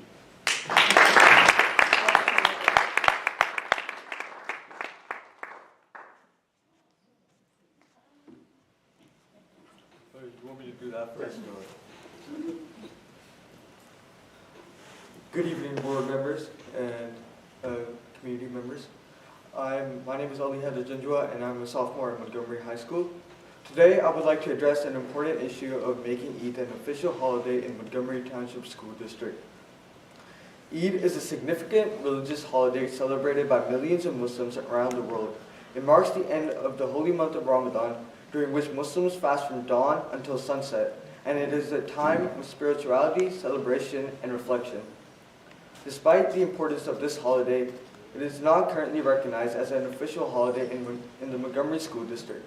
This means that Muslim students must choose between attending school and celebrating this important day with their families. This goes against the principles of inclusivity and diversity that we strive to uphold as a community. Therefore, I strongly advocate for the recognition of Eid as an official holiday in the Montgomery School District. Here are some reasons why. Number one, inclusivity. As a diverse community, we should acknowledge and celebrate the cultural and religious traditions of our members.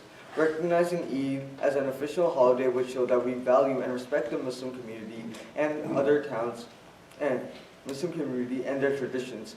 It is also worth noting that many other towns and cities across the country have already recognized Eid as an official holiday, including nearby towns like Franklin Township and South Brunswick.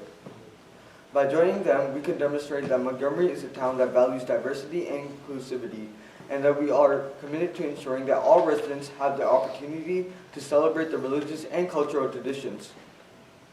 Academic benefits. Muslim students and staff would be able to fully participate in the celebrations of Eid without having to miss school or work. This would lead to fewer absences, greater academic success, and more positive learning environment. Number 3, fairness. Recognizing Eid as an official holiday would ensure that all religious holidays are treated equally, regardless of their religion. It would also send a message of acceptance and respect for all religions and cultures.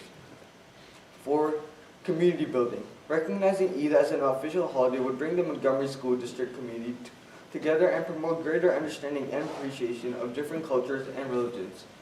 In conclusion, I urge the board members to recognize Eid as an official holiday. Doing so would show our commitment to inclusivity, fairness, academic success, and community building. Thank you for your attention.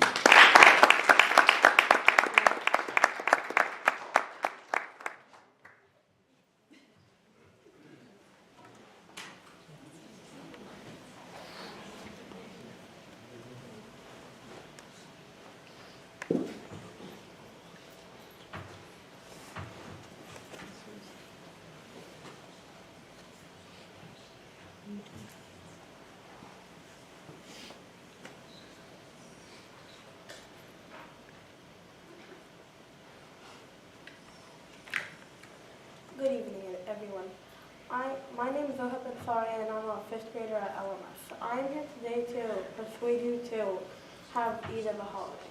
I think we should have Eid as a holiday because we have morning prayers in the morning, and it's very important. So having to miss school and have to make up work when we come back on the next day is very challenging and puts a lot of pressure. For example, this Friday I had to miss a math test and I now have to do it. I have to do it again. We also have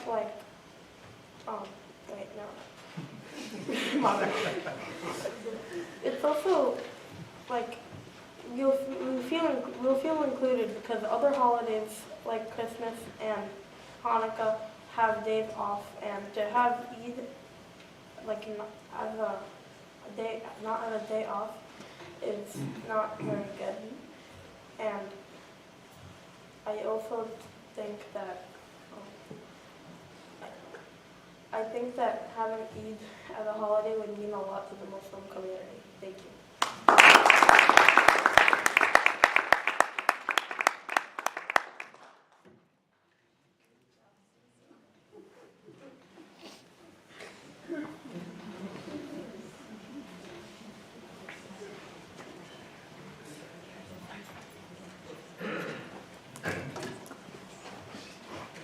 Good evening. My name is Madeline, and I'm a freshman at Montgomery High School.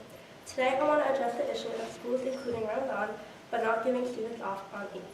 While it is commendable that our school is trying to raise awareness about Ramadan and its importance, it's unfair to students and families to not have Eid recognized as a significant religious holiday. However, while schools are acknowledging the significance of Ramadan by having the library open during lunch and letting us jump in the nurse's office during class if we feel tired, they often fail to recognize Eid al-Fitr, which marks the end of Ramadan. This holiday is just as important as Ramadan itself, if not more so. And it is time for Muslims to celebrate and come together with friends and family. It is unfair to Muslim students and their families to not have Eid recognized as a significant holiday. It can be difficult for students to fully participate in the holiday when they have to attend school and miss out on important family traditions and celebrations.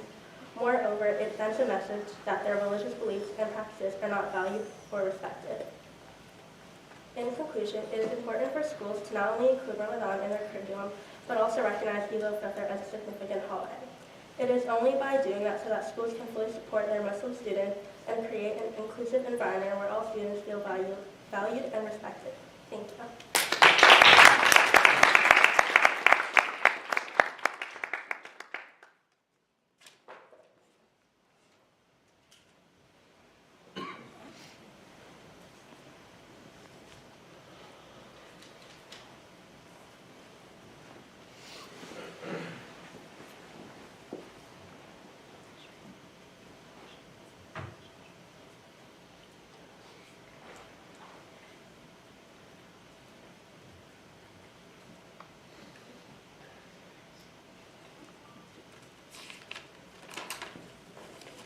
Good evening, everybody. My name is Rayan Fussy Emmett. I am a 5th grader at Lower Middle School, and I'm so proud to be a part of this loving community. It would mean the world to me and my community if we were able to get our day of celebration called Eid al-Fitr off from school to celebrate with our family and friends. There is a growing population of Muslim students in our schools who will need this accommodation, so it's best for the school to grant us this day off. This would give me the opportunity to show and tell all my friends about my holiday, Eid al-Fitr. Even though it seems like just one day off, it makes a big difference when all of our workload gets doubled.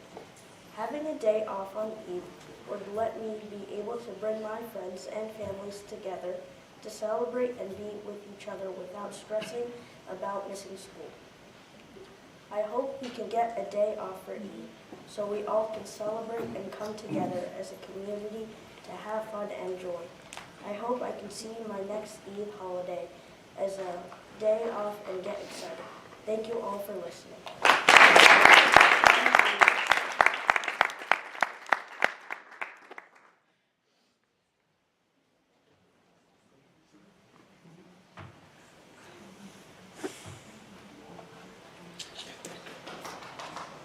Good evening, everyone. I'm Malik Abdullah, a current 8th grader here in UMS. I would like to present my perspective on this topic. Currently, all Muslim students in New Jersey public schools have the option to take the day off and receive an excused absence to observe Eid al-Fitr. However, as the number of Muslims in New Jersey is increasing, it is only appropriate to recognize Eid al-Fitr in all New Jersey public schools, including Montgomery, and to take the day off and to properly celebrate and not having to worry about missing schoolwork. Additionally, adopting Eid al-Fitr as a day off is a necessary accommodation that will help ensure Muslim students will not face academic disadvantages for missing school days to meet their religious obligations. Thank you.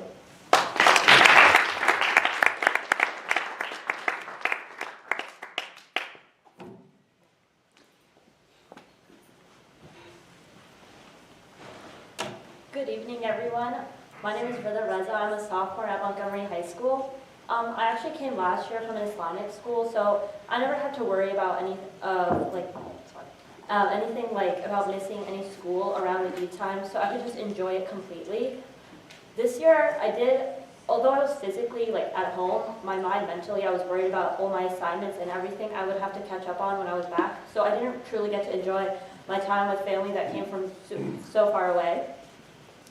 And giving this day off would inspire other schools to take a similar action. Thank you.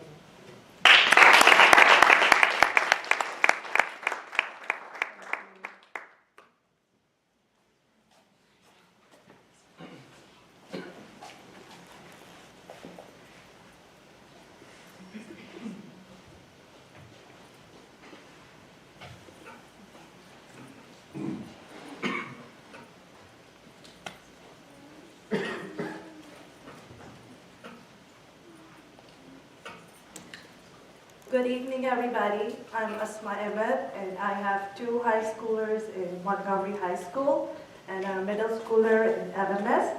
So I would like to let you guys know that we have a change.org petition, and we requested for the Eid holiday, and we got almost 1,000 signatures for that.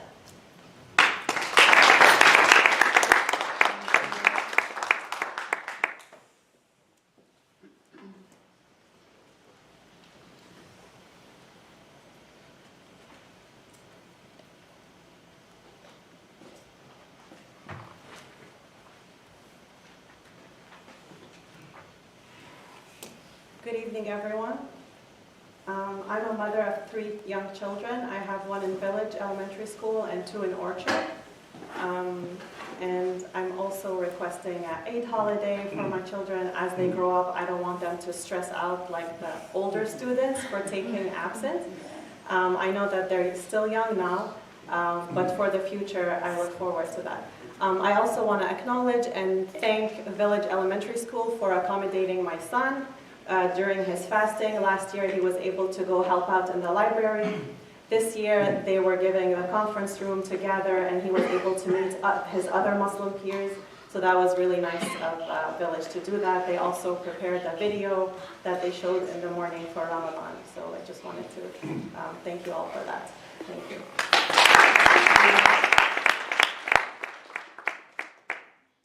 Good evening again, Tatiana Reyes, 85 Cherrybrook Drive. I'm here now.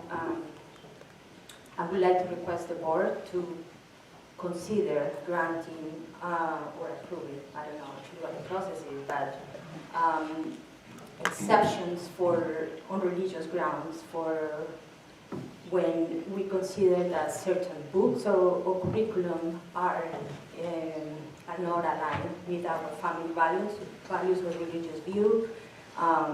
My oldest son is in 10th grade, and he was assigned a book. I believe it was this 57 bus book. I reviewed the book, and in our family we considered that that was not aligned with our family values and religious view, and I contacted his teacher and asked her to please assign a different book.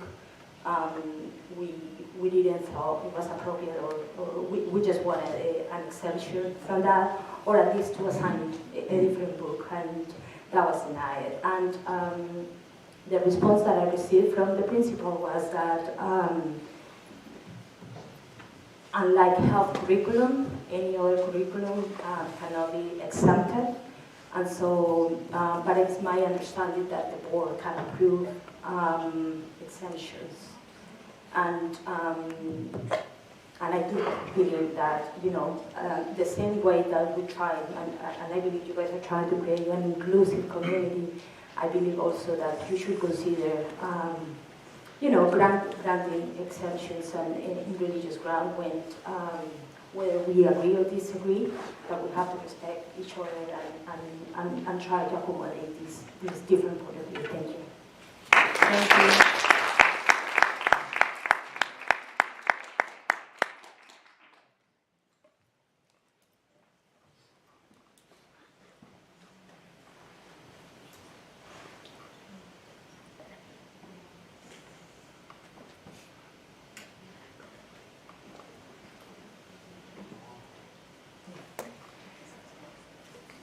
Hello, my name is Jermaine Mitria. I live, I guess it's 89 Princeton Avenue. I have 3 kids in the school district. I am Muslim and my husband's family is not. So my kids get to celebrate Christmas with their relatives, but when it comes to Eid, they're all by themselves. So, and I come asking the same, if you could please consider you and many other school districts to make Eid a day off for all school kids. I think it'll bring families together and it'll bring people together. Thank you. Thank you. Madam President, may I address the students, given the time, so that they can go home? Homework to get ready for tomorrow, absolutely. Yes. I want to thank you all for being here. I know this is a lot of time and you prepared for it, and I applaud you for that. So thank you all. I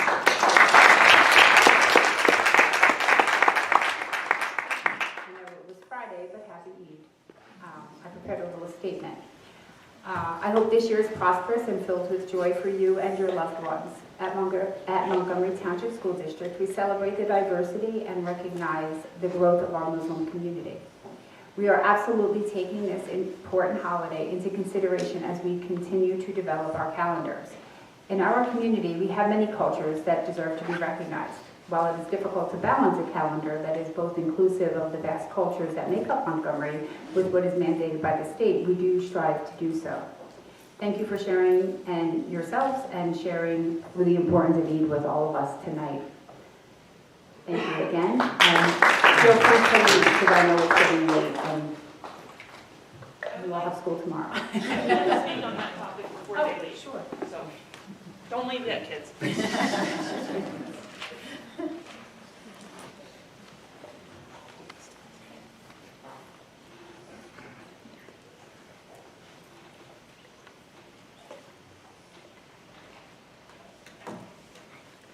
Hi, I'm Francine Pfeffer, 5 Mystic Drive in Skillman. And as the Jewish person who came before this board during the pandemic asking that you please not start the first day of school on what was the second day of Rosh Hashanah, I would be very remiss if I did not stand up in support of Eid. One of the students, I'm sorry, I'm getting really emotional because I'm that kind of person, and your stories resonate with me. I went through my life having to take off school the second day of Rosh Hashanah, missing school. I understand what it's like, being different. When I taught high school, my high school was not closed for both days of Rosh Hashanah or for Passover, so I always had to take off those days using my personal days. So to the teacher over there, I fully understand. It's very, very difficult when you're in the minority religion all of your life and you are constantly fighting upstream for people to understand you and understand what you do. I want to correct something some of you said. You don't get off for Hanukkah. Hanukkah is actually the least important holiday in Judaism. We have a lunar calendar also, but we have a leap month in that lunar calendar that you don't have, so our holidays are also all over the map, and that's just circumstance. The 2 really important holidays are Rosh Hashanah and Yom Kippur, and I urge this board to be more inclusive, to not cut out days, but to keep the first day of Rosh Hashanah, the first day of Yom Kippur, add Eid, add Diwali. These are all really important holidays for people. And the other piece of this is, I am also the president of the synagogue in Montgomery, Congregation Kehilah Shalom, and in the time I've been sitting here, I've reached critical mass of the board to say, yes, we support the students here for Eid, we support Diwali, and we would also respectfully request that you keep 1 day of Rosh Hashanah and 1 day of Yom Kippur in the calendar. So thank you.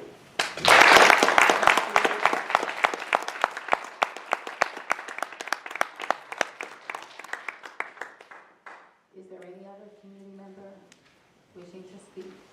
Thank you.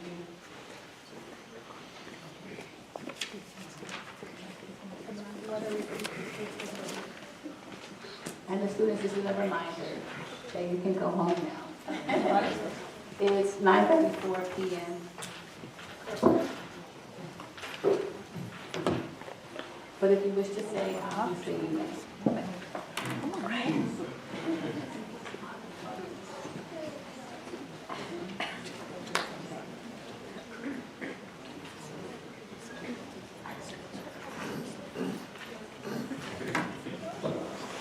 Good evening, everyone. My name is Wei Ping Dong. I live 14 Lin Place, Skillman. During last meeting, one board member summarized with scheduling concerns, comparison with other districts, and more serious issues. I would like to talk the comparison first. I made a chart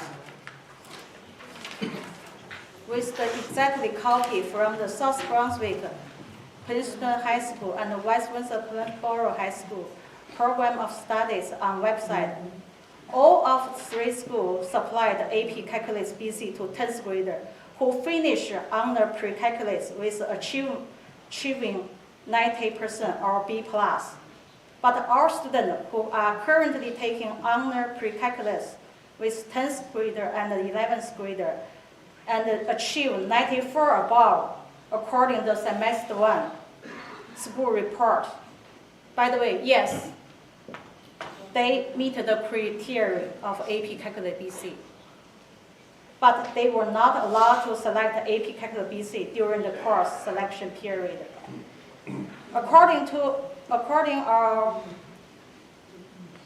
I think our program of study should be a guide that helps students to select a proper course, not just a policy or barrier blocking our students taking the class that they select. I brought a recording made by a professional educator which helps students how to choose A, B, or BC.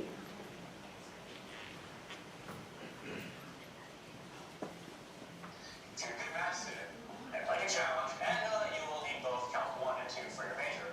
Skipping Calc AB and taking AC might be your best bet. You'll learn a lot more than you would just taking Calc AB. AC provides for strengthening of skills that will be needed for math-heavy majors like engineering. The It's possible to get credit for Calc 1 and Calc 2 through this one course if you pass the appropriate exam, saving you both time and money. Calc BC is viewed as a more challenging course, making it a better look on your transcript. Now, let's move on to taking both Calc AB and BC courses. Most colleges will not give credit for both Calc AB and BC, so taking both courses would be pointless. However, Okay, so since I don't have much time, right, I make a conclusion. We trust our educator, but please understand the situation is our student,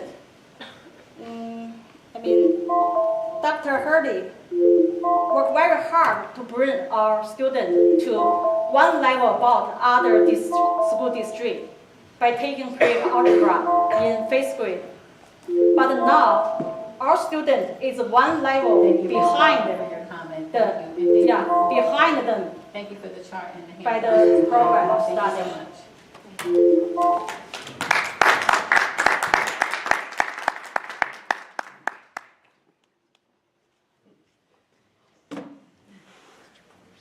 She wanted to say something. You can start with your name. Her name and address, and then write it For her.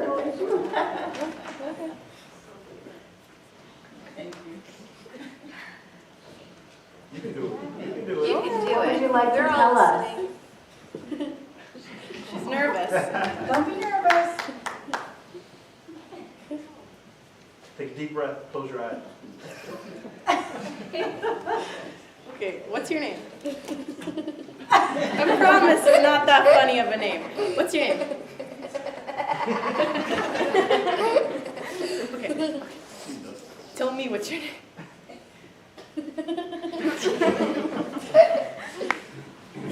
Okay, deep breath. Okay, her name's Aida. There we go. First thing off. You said you said something you wanted to say, right? Yes. Okay. You were talking about math. What did you want to say? Tell me. You don't have to tell them. Tell me. That on Friday we had like a math lesson, and that was the day of and I was afraid that would be hard, but it seemed that it wasn't. But I didn't take it. That's Thank you. Thank you. Thank you There so you much. go. Thank you.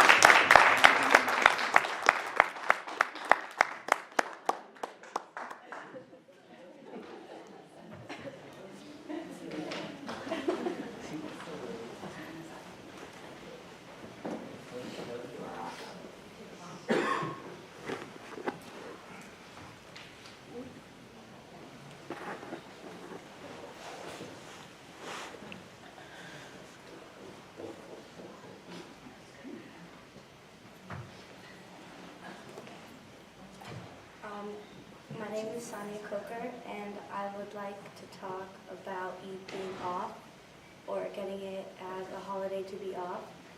On Friday, when it was Eid, I had to miss school, and my friends and family were over. My cousins were over, and they were talking about how they had Eid off, and I was wondering why I didn't get it off, and that made me feel like I was not, or my religion wasn't really getting recognized enough for that. So I would really appreciate it, or if you guys would take it into consideration, if you guys would make Eid off.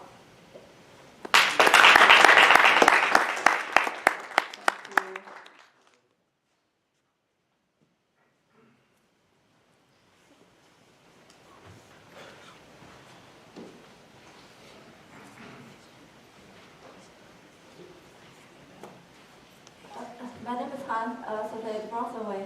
I just want to support my friend's request that if the student is capable and meet all the prerequisites and want to take more challenging coursework, I hope the high school can give them the opportunity and option to do it. Either math or other coursework like a world language, something like that. The thing that For what you said before, that high school students need to take 3 years of math courses to meet the graduation requirement. I actually, even if the student take AP Calculus BC at sophomore year, they can still take a multivariable calculus and linear algebra at a junior year, so that they can meet the 3-year graduation requirement. It's not a problem. Another thing that for what you said, that how can I say that for students, his own, if the student is ready to take this challenge, I think the high school, I hope the high school can give them the option that they can actually take the challenge and achieve their higher goal in their coursework. Yeah, just like that. Thank you. Thank you.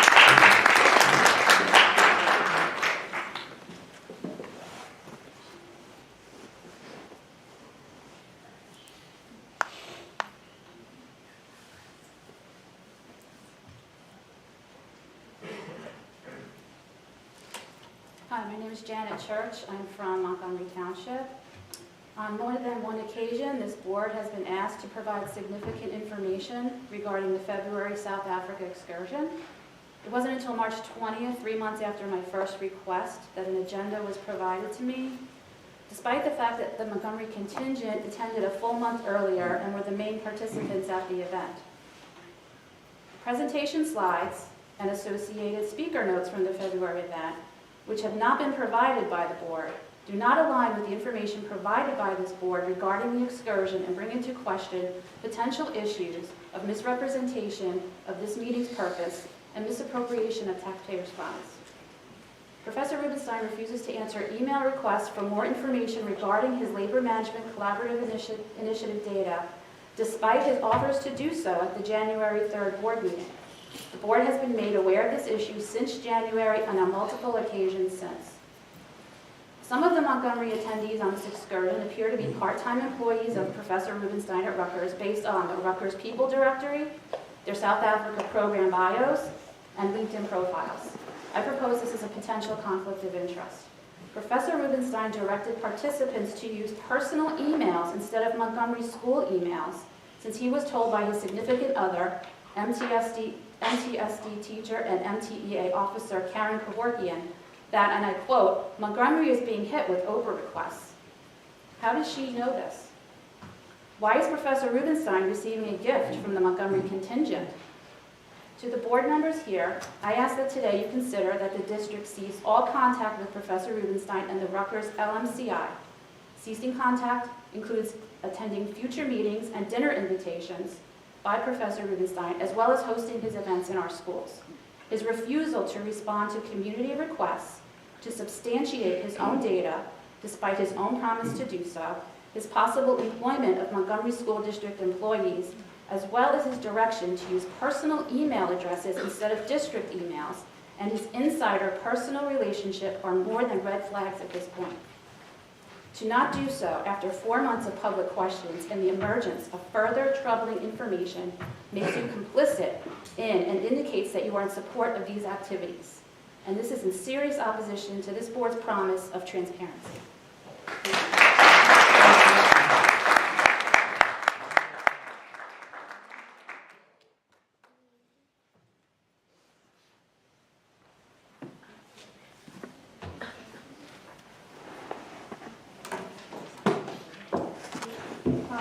My name is Gabriela. I'm from Montgomery.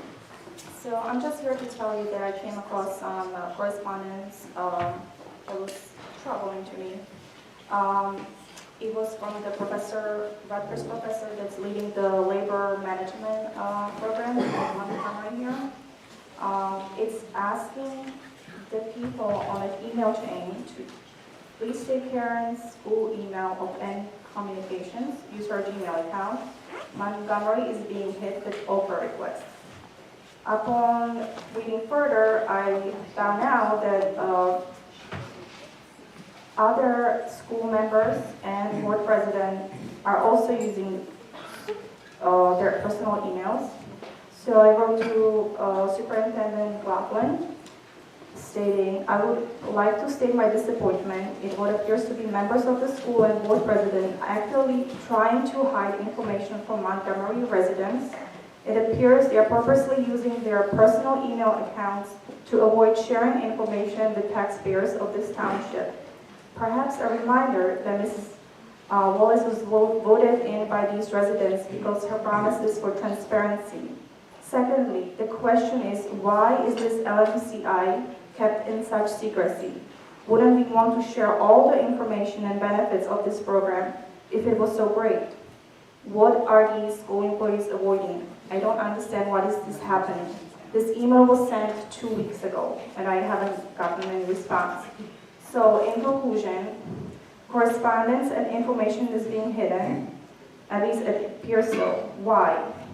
Board president speaks, and most importantly, represents entire board, each of you. So, I'm asking each of you, are you all 100% in agreement with this? And how much do you know about this labor management program? I also came across an online article where MTAA President Dolan is saying that he has a seat at the table when issues are discussed. So my question is he really there when policies are discussed? Is he present at committee meetings, or what meetings is he attending? Thank you. Thank you.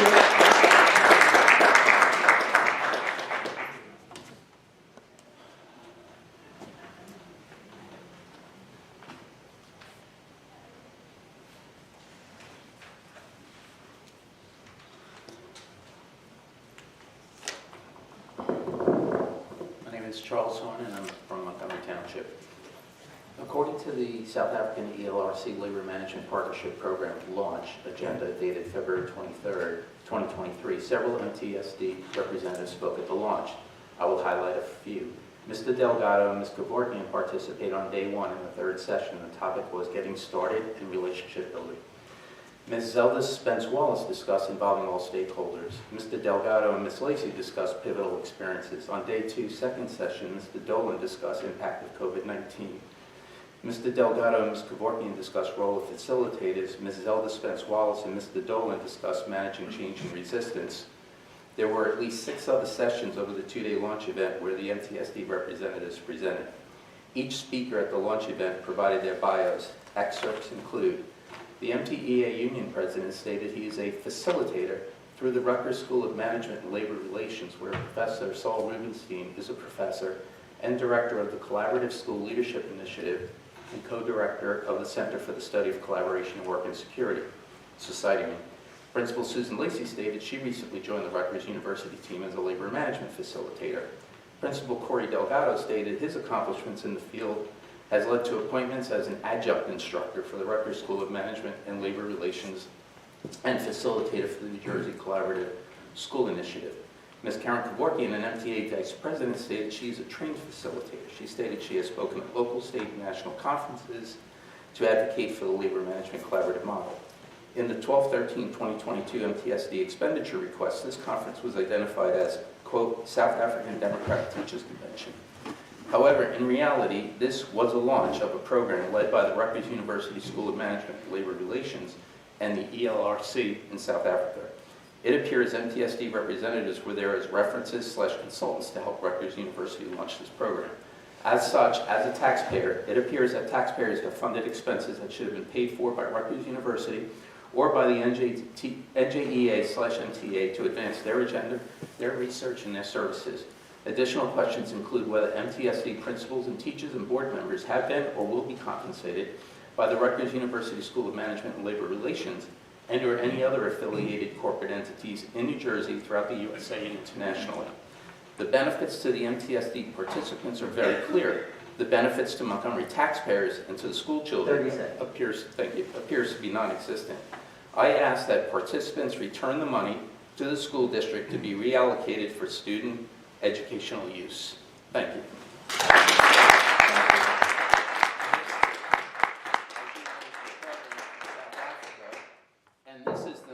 slide presentation from South Africa, which has never been provided to us upon request.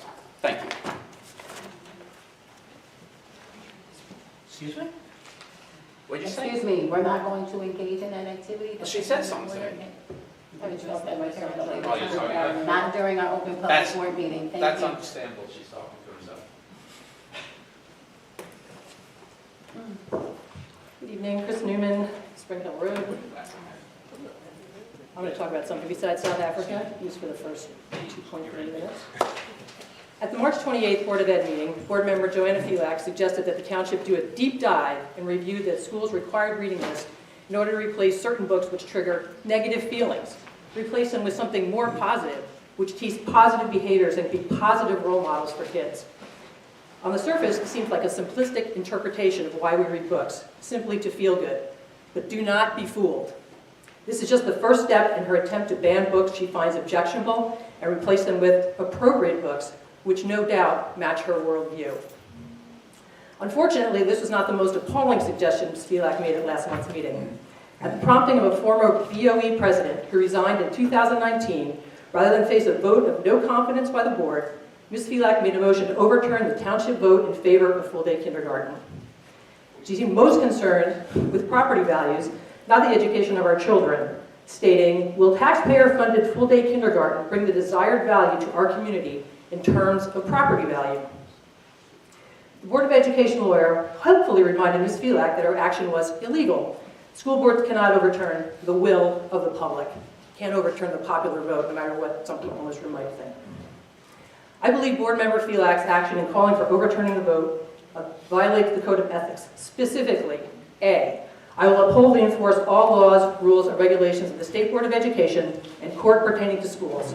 Desired changes shall be brought about only through legal and ethical procedures. C, I will confine my board action to policymaking, planning, and appraisal, and I will help to frame policies and plans only after the board has consulted those who will be affected by them.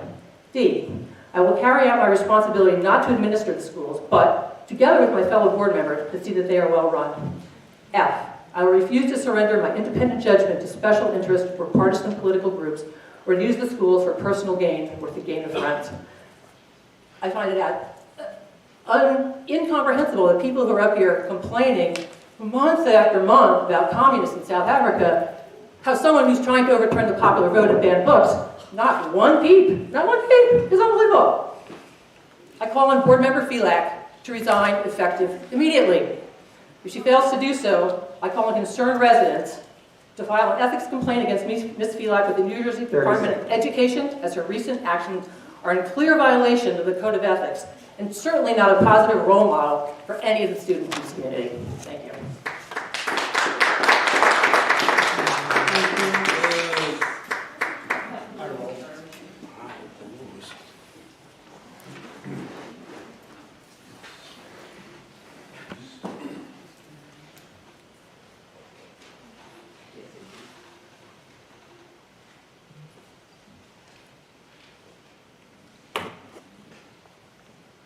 Ready for your video? He wasn't ready. Oh. Why are you talking to me? You're supposed to talk to the president.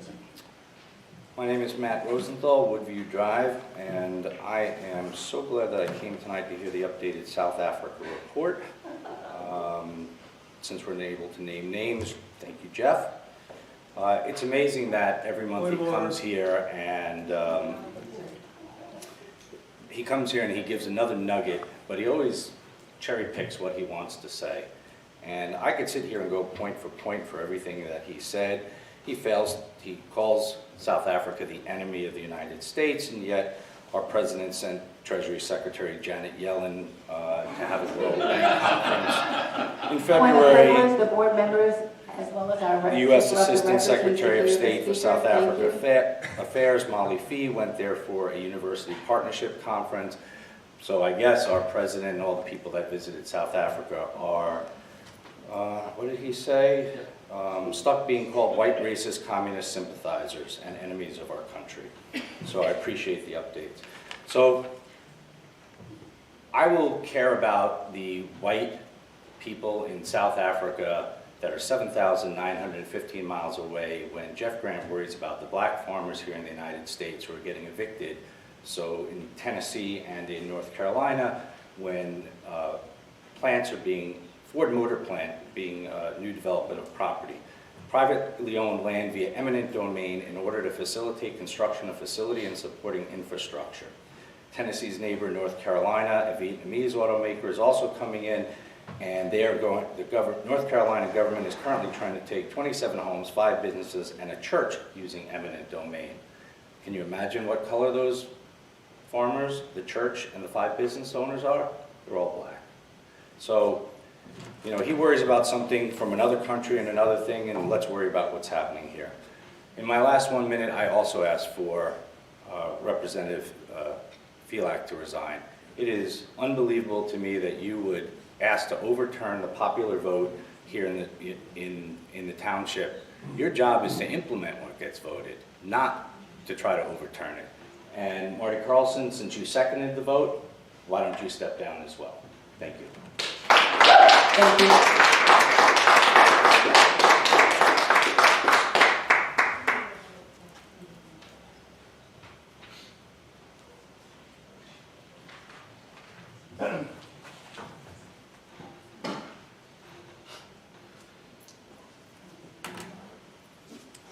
Jessica Mittner-Belmy. First off, I'm very touched by seeing all these kids come up here and fight for something that they believe truly in their heart is important to them, regardless of, you know, what everybody else in their perspective thinks of their holiday. I think it's a very reasonable, if with the amount of obviously people that showed up, that it does affect them, and it affects other children, and the other children also understand and learn that them respecting their religion gives them also, whatever religion it is, the capability and the rights to have their religion respected as well. So I second the comment from the person that was up here before about the books, which we can't exclude everyone from everything, but I do firmly believe that if you have, and it is important to you, and you want to be excluded from something because it is against your religious belief, I'm 100%, whether it's Christian, Muslim, Jewish, or whatever it may be in between. Also, my second point to make up here is I heard 2 people ask for Ms. Felak to resign because she's going against the vote, but I also want to remind them that she was voted into the position that she's in. And I would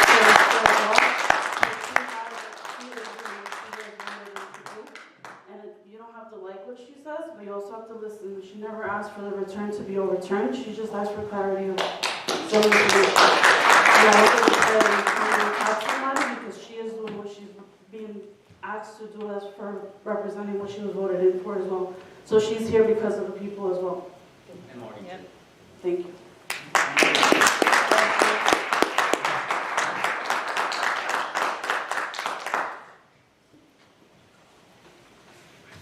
All right. Our new business public comment session is now closed. Thank you everyone for your questions and your commentary. Superintendent McLaughlin, would you please reply to the questions that you're able to answer at this time?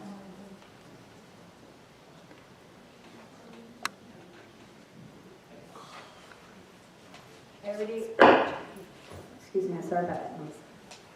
I addressed all of the student, staff, and community members regarding their request to have Eid off next year, that we are considering that among all the other holidays through our DLT and through community outreach.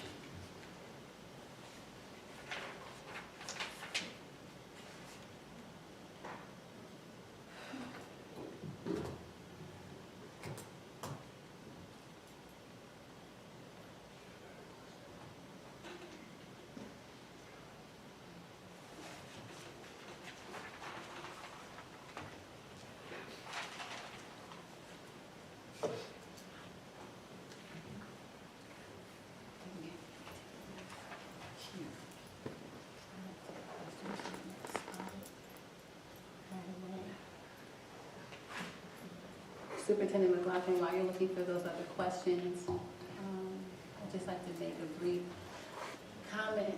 I was talking with an administrator in Montgomery Township recently, and the person shared with me that there are many topics where the public will ask questions or comment on them month after month after month. And the consistency with bringing the topics to the board, the question posed to me was, will there ever be an end? Or is it part of a 365-day cycle?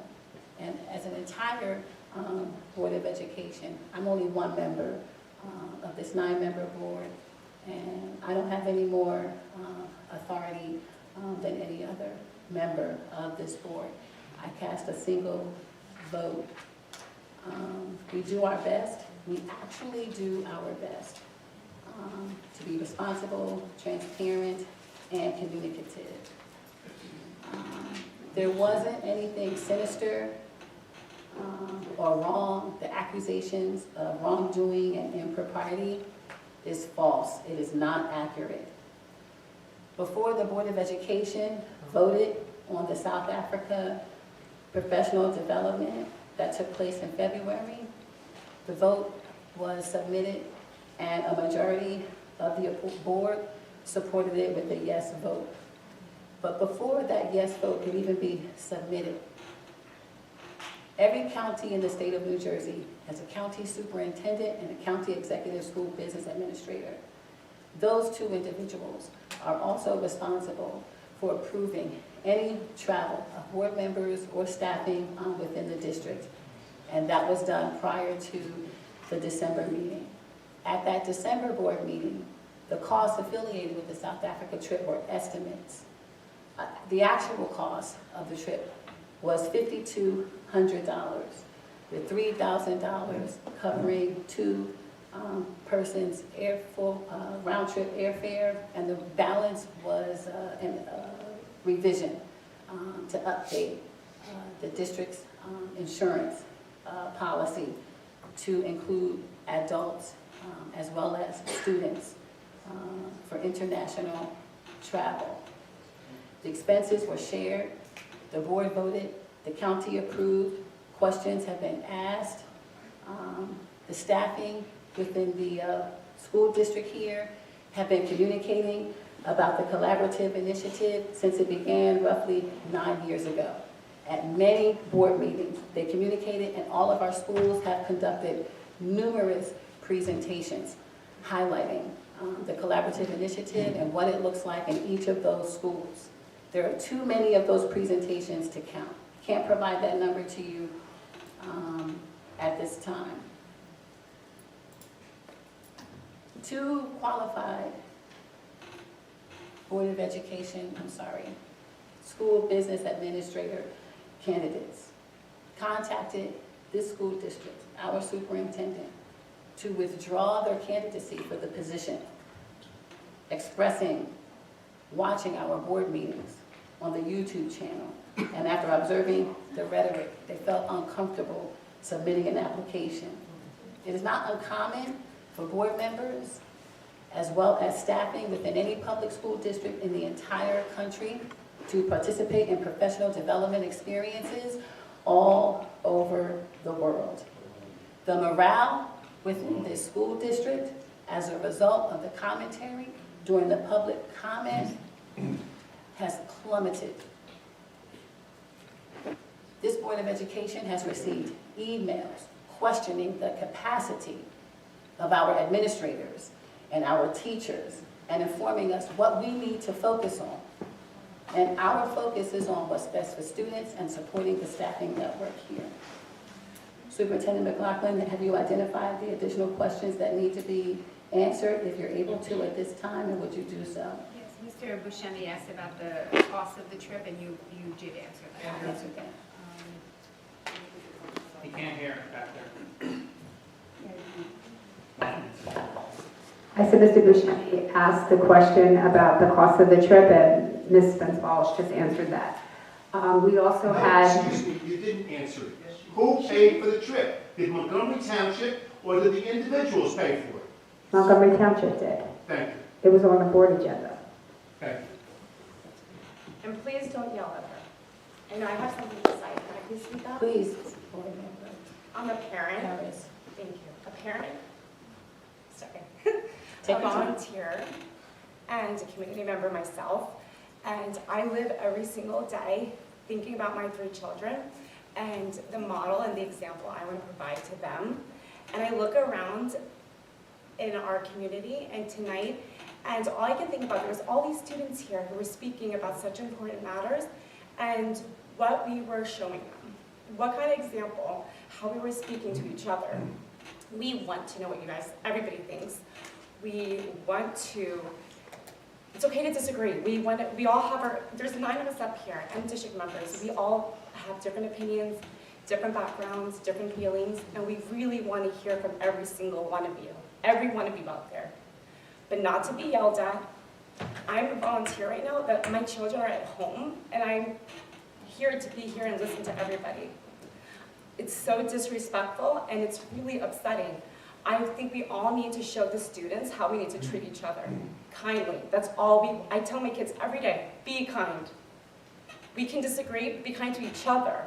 It's really embarrassing to see how community members are treating each other.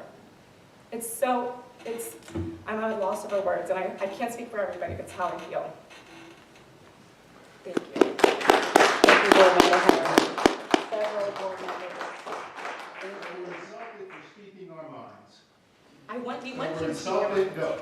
I'm sorry. There's a point of order, There's please. a Point of order. Point at of order. this time. This is the Montgomery Please Township stop shouting at Board of us. Education open public meeting. The public is invited to watch the Board of Education conduct its business. It is not an opportunity for an exchange of ideas and information, not at this open public board meeting. That is all the details and all the highlights you can access with the Open Public Meetings Act that is posted on New Jersey's, the state of New Jersey's website. We would appreciate, and I reiterate the point that Board Member Harris articulated. Every board member here is a volunteer. And this is difficult work. Many hours go into our responsibilities. And all we're asking, we demonstrate respect for each and every one of you. And we are asking for that for you in return. There is no reason for us to be defaming or discourteous when we're communicating with one another. Board Member Carlson, Board Member Spina, did you have something to speak? Can I just say something? Yes, thank you. I think this is a great process. I don't know if you can hear it. I probably can't. That's better. Okay. But the people who are Well, can I? Board Member Spina, let Board Member Carlson finish, and then you can comment. Thank you. Okay. So what we're seeing here is we're seeing our local school board sort of conversation in action, and that's where the open sunshine law gives you an opportunity to see that. So we're going to sometimes say things that people may disagree with. That's okay. But we follow a procedure. We don't yell at each other. We probably shouldn't yell at each other. And then we follow these procedures, and eventually the hope is we get to the right answer. So I just want to say I think it's a great thing that people get a chance to see right here. Thank you, I appreciate that. Board Member Spina. So we're really very gracious to the public, I think, in this district. Because I know that there are lots of other districts where you have to sign up in advance. Can you not hear me? I'm sorry, I'll speak. That's better, you put it by your Yeah, mouth. better? Is that better? Thank Okay. you. So there are other districts where people have to sign up in advance during public comment, that they need to provide what they're going to say so that the meetings can be run in an expeditious way so that all of us can actually get back home to our families. I, just like Ms. Harris, have 3 small children. I, paid for babysitting for tonight because there was nobody else around. I had to have somebody else pick them up from sporting events.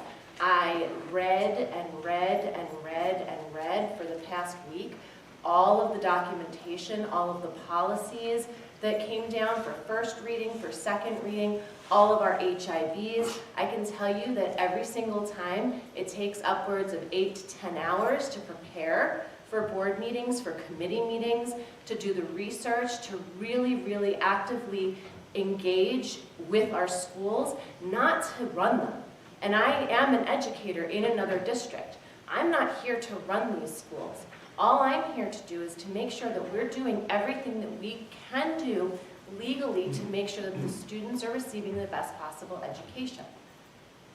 I know, I am confident that they are. And it is very, very discouraging. And it makes me feel really just disappointed in the adults in our community. When I receive the emails with accusations about us doing wrong somehow, no one's doing any wrong. No one's doing anything that is illegal or irresponsible even. In fact, you know, the only thing that we've done is increase the opportunities and the visibility of this district. It's unfortunate, though, that visibility sometimes in this negative light that is being shed every single month has detracted and not allowed for us to be able to get qualified BAs. There is something wrong that we have had 9 BAs in a decade, that we've had 3 in the last 4 months. People don't want to have to sit here and be yelled at. Please, be respectful of us, of each other. And please, let's focus on things that are really important to a school. The safety and the education of our children. That's all. That's what we're here for. Thank you, Madam.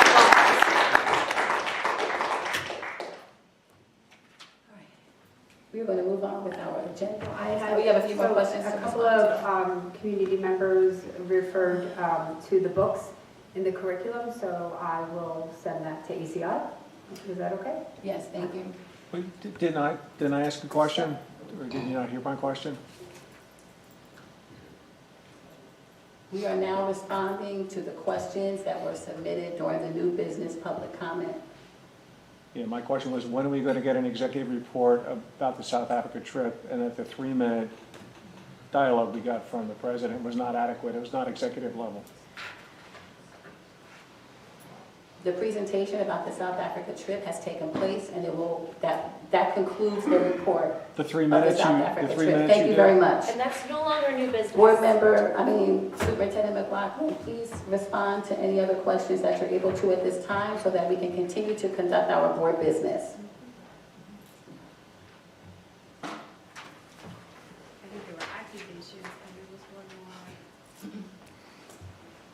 I was asked what are school employees hiding in regard to collaboration, and the answer is nothing. In fact, if you go into, If you go into any of our school buildings and you speak to any staff member, they can fluently speak about the collaborative models that we have. We were having all of our SLTs share out up until recently, and that's all about collaboration. We discuss it at all of our back to school nights, so every parent is well informed. These kids are involved, especially at the high school level. They could speak to you about it. There really is absolutely nothing to hide when it comes to our collaborative processes and how we operate. Every board member meets with the union presidents. There is something wrong with my mic. And they do attend the committee meetings, and then if there's any confidential information, we go into private or executive session within the committee meetings. For example, HRC, usually the 2 unions report out to the board members on the committee and myself, and Ms. Mattis is there. And then they will leave the meeting and we talk about personnel, because that is not appropriate for them to be there for that part. Same with OFF.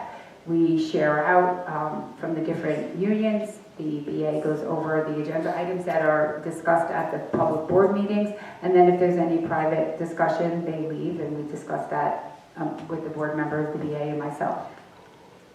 so there's absolutely nothing that we are hiding when it comes to collaboration.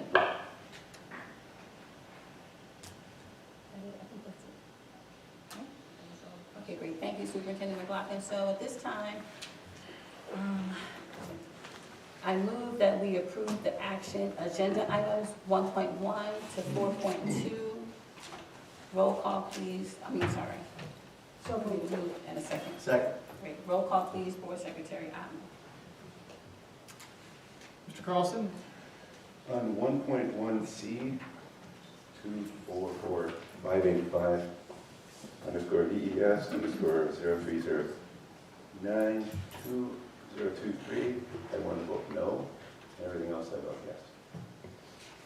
Okay, can you tell me which ones you're voting no on again? 1.1C, that 244585 underscore VES underscore 03092023. Ms. Dowling? Yes. Ms. Belak? I vote no on the section 3.6 and then yes on everything else. Ms. Franco-Harmon? Yes.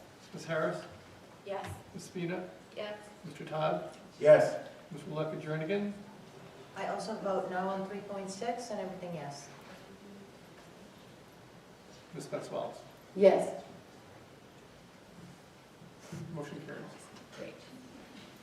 So we've reached the conclusion of our Tuesday, April 25th, 2023 meeting Ask something here. related to Board Member Carlson. Well, I'd like to move that so we heard something that I'm worried about. And if it's true, and we don't know if it's true, but if it's true that Mr. Rubenstein was asking people to use their Gmail addresses because we were being Oprah, and we were at the time. Nobody was supposed to know that, I think. That's an issue. How do we deal with that? But Mr. Rubenstein is not our employee, so I don't know how that involves the district. So that is a personal thing. I do not even know if that is true or not, because that's not communication that is shared with us, or we have, because he is not an employee in this district. Well, the fact that he's not an employee of this district, I don't think that's relevant, because we do have people in this district who are apparently employees of his over at Rutgers, if these things are true. And if he's saying to those employees, use your Gmail account to avoid being Oprah, that's a concern. Superintendent McLaughlin. Oh, or just As a Spina, yes. as a clarification on Oprah, you can be Oprah on your personal as well as a government issue ID. That's correct. Right? That is correct. Every email that is used in conducting So elected sort of office moot business point can that be he Oprah, whether would it's your have asked personal that. email or the district email. If it's And true, First VP Franco Herman is correct, Board Member Carlson. The Board of Education doesn't control or dictate the emails that Professor Rubenstein sends. And while it may be inappropriate or not necessarily following procedure or protocol or acceptable, right, or proper, it was an email, right, that he sent. And what is it what is your request? What is it that you would like to happen? Well, we apparently have a continuing relationship with him and this program. And I think we have to ask ourselves whether or not it's correct for us to continue a relationship if it's true. And it may not, maybe it's not true, right? Because we've heard a lot of things, right? But isn't that something we should look into? It's not ethical. Maybe it's not legal. These are allegations that we don't even have any I don't believe information on. that type of email would fall under the category of illegal or unethical. But I'm not an attorney and I don't work for the school ethics commission, but that's my understanding. Can we ask our board attorney to look into that? Sure. That's what I know. Sure, we can do that. Superintendent McLaughlin can take the lead with that. Thank you. Thank you. Any other comments at this time? Okay. On behalf of the Board of Education members, voting and non-voting, we applaud the students for their outstanding public speaking abilities and demonstrating early activism. It was such a pleasure and a joy for me as an individual, as an educator, as a board member, as a parent in this town. I was really prideful of how well the students advocated in their request. We appreciate all of those who participated. Should there be no further objections, I move that we adjourn tonight's open public meeting session at this time. So moved. Second. All in favor? Aye. Any opposed or extensions? Good night, everybody. I think that was the fastest, so